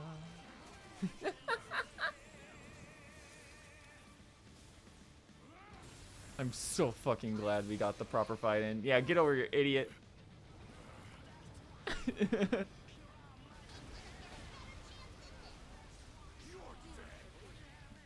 Here we go. Shun again and again, rebirth and destruction. Again and again. Sky when the last chain breaks. The icy earth. I can't even remember the lyrics right now. Woo!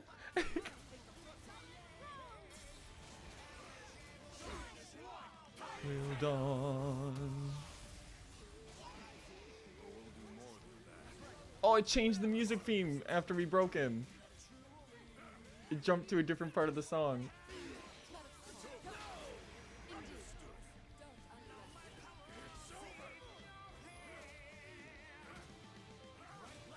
Wings of the free.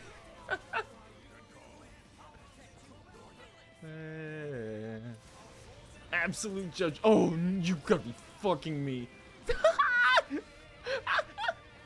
Holy shit, holy shit.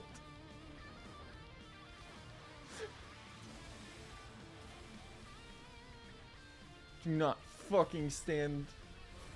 Do not stack either.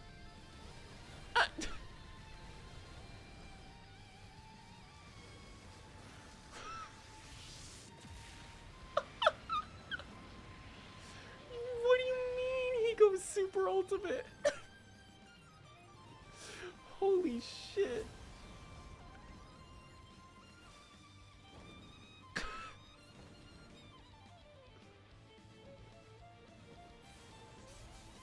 Reagan Leaf.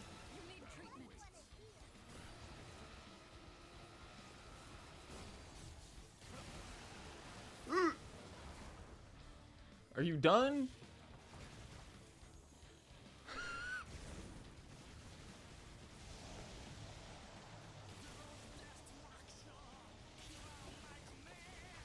Oh, they're on the other side.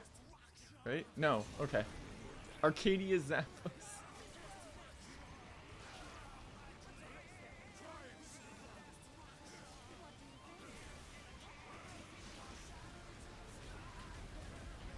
Oh my god.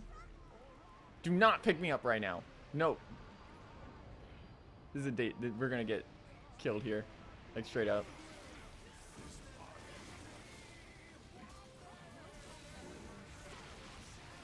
Ow!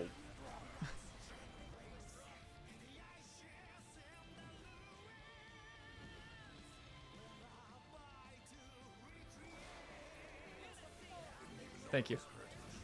Rosetta, why did you not make sure you were in there? Holy shit.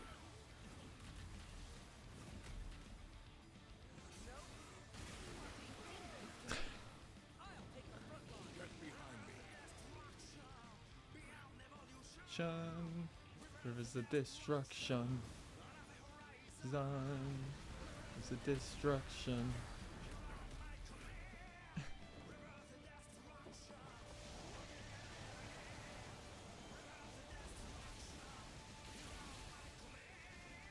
Alright, the AI knows to do it there at least. Shitting me.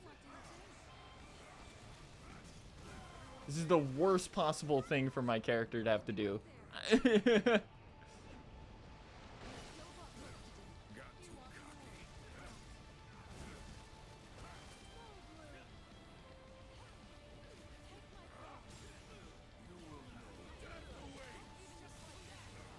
We didn't proc it.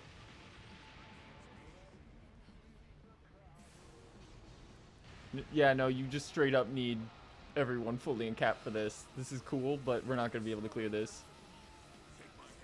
What would I do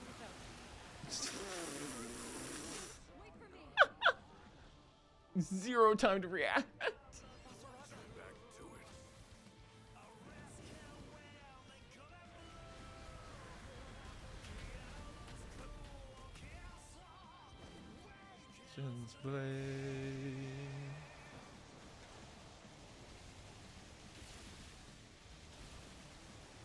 I assume if you don't break that, he just straight up triggers fucking Skyfall.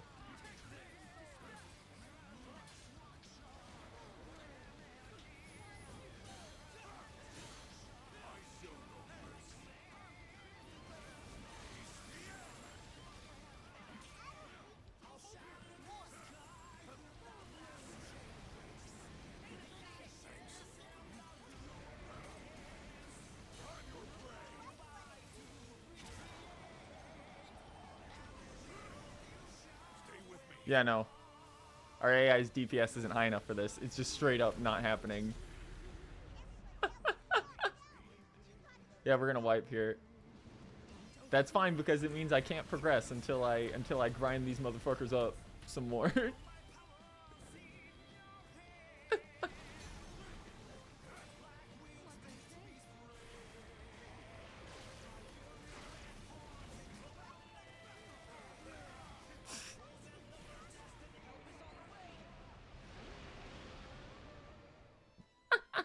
Yeah, so you can only do damage to him with the guns or by breaking those, and he's doing them in rapid succession.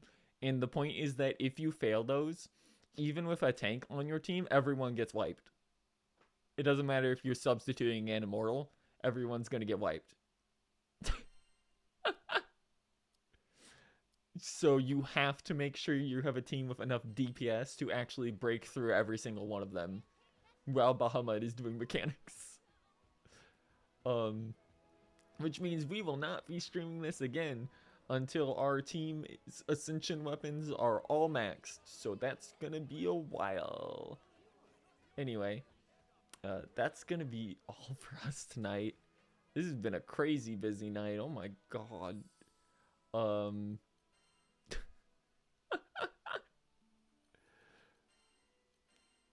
I do have to wonder if this is the last currently available fight in the game. I don't think it is, because we haven't fought Id yet in Proud. So who knows? I imagine there's more, but that's gonna be it for now. Jesus Christ. I will say, introducing you with Versa into the tier, only to have the late game fight just be Proto Baja, is very funny. That was very smart of them, because then you get the original rendition of Black and Silver Wings. Incredibly cool game. Pick it up and support it. It's doing shockingly well for its launch time window. Just even if the story doesn't mesh for you well, you won't regret it with the amount of content that you get out of this. Like, I think it was said that there would be around a total of 100 hours of content. We are now in the end game, and we are in fact at, let's see, 105 because we've had to be grinding NPCs as well. Just a fantastic value. $60. It's not a $70 game. Give it a look sometime if you enjoyed what you saw tonight. Takes a lot to get here, but the learning process has been beautifully fantastic to get through these mechanics. I can't give it enough praises. Before I leave, let's check real quick.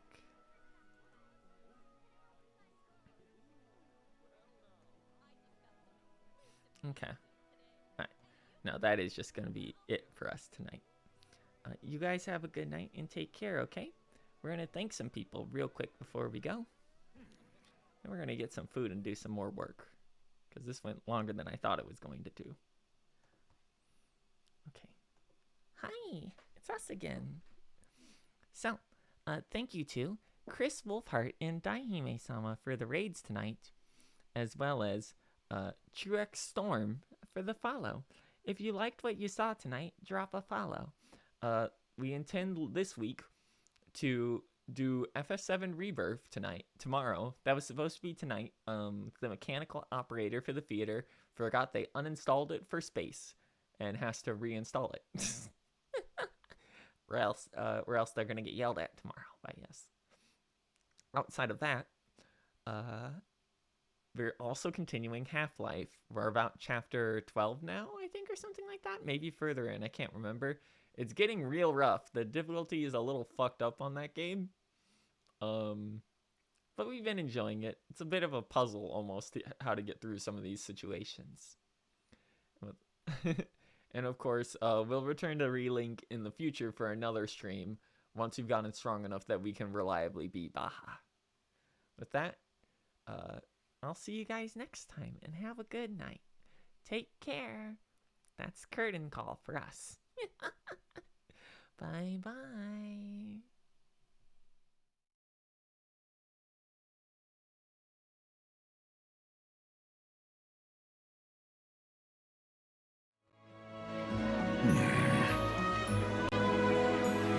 Seems to be in working order. Great.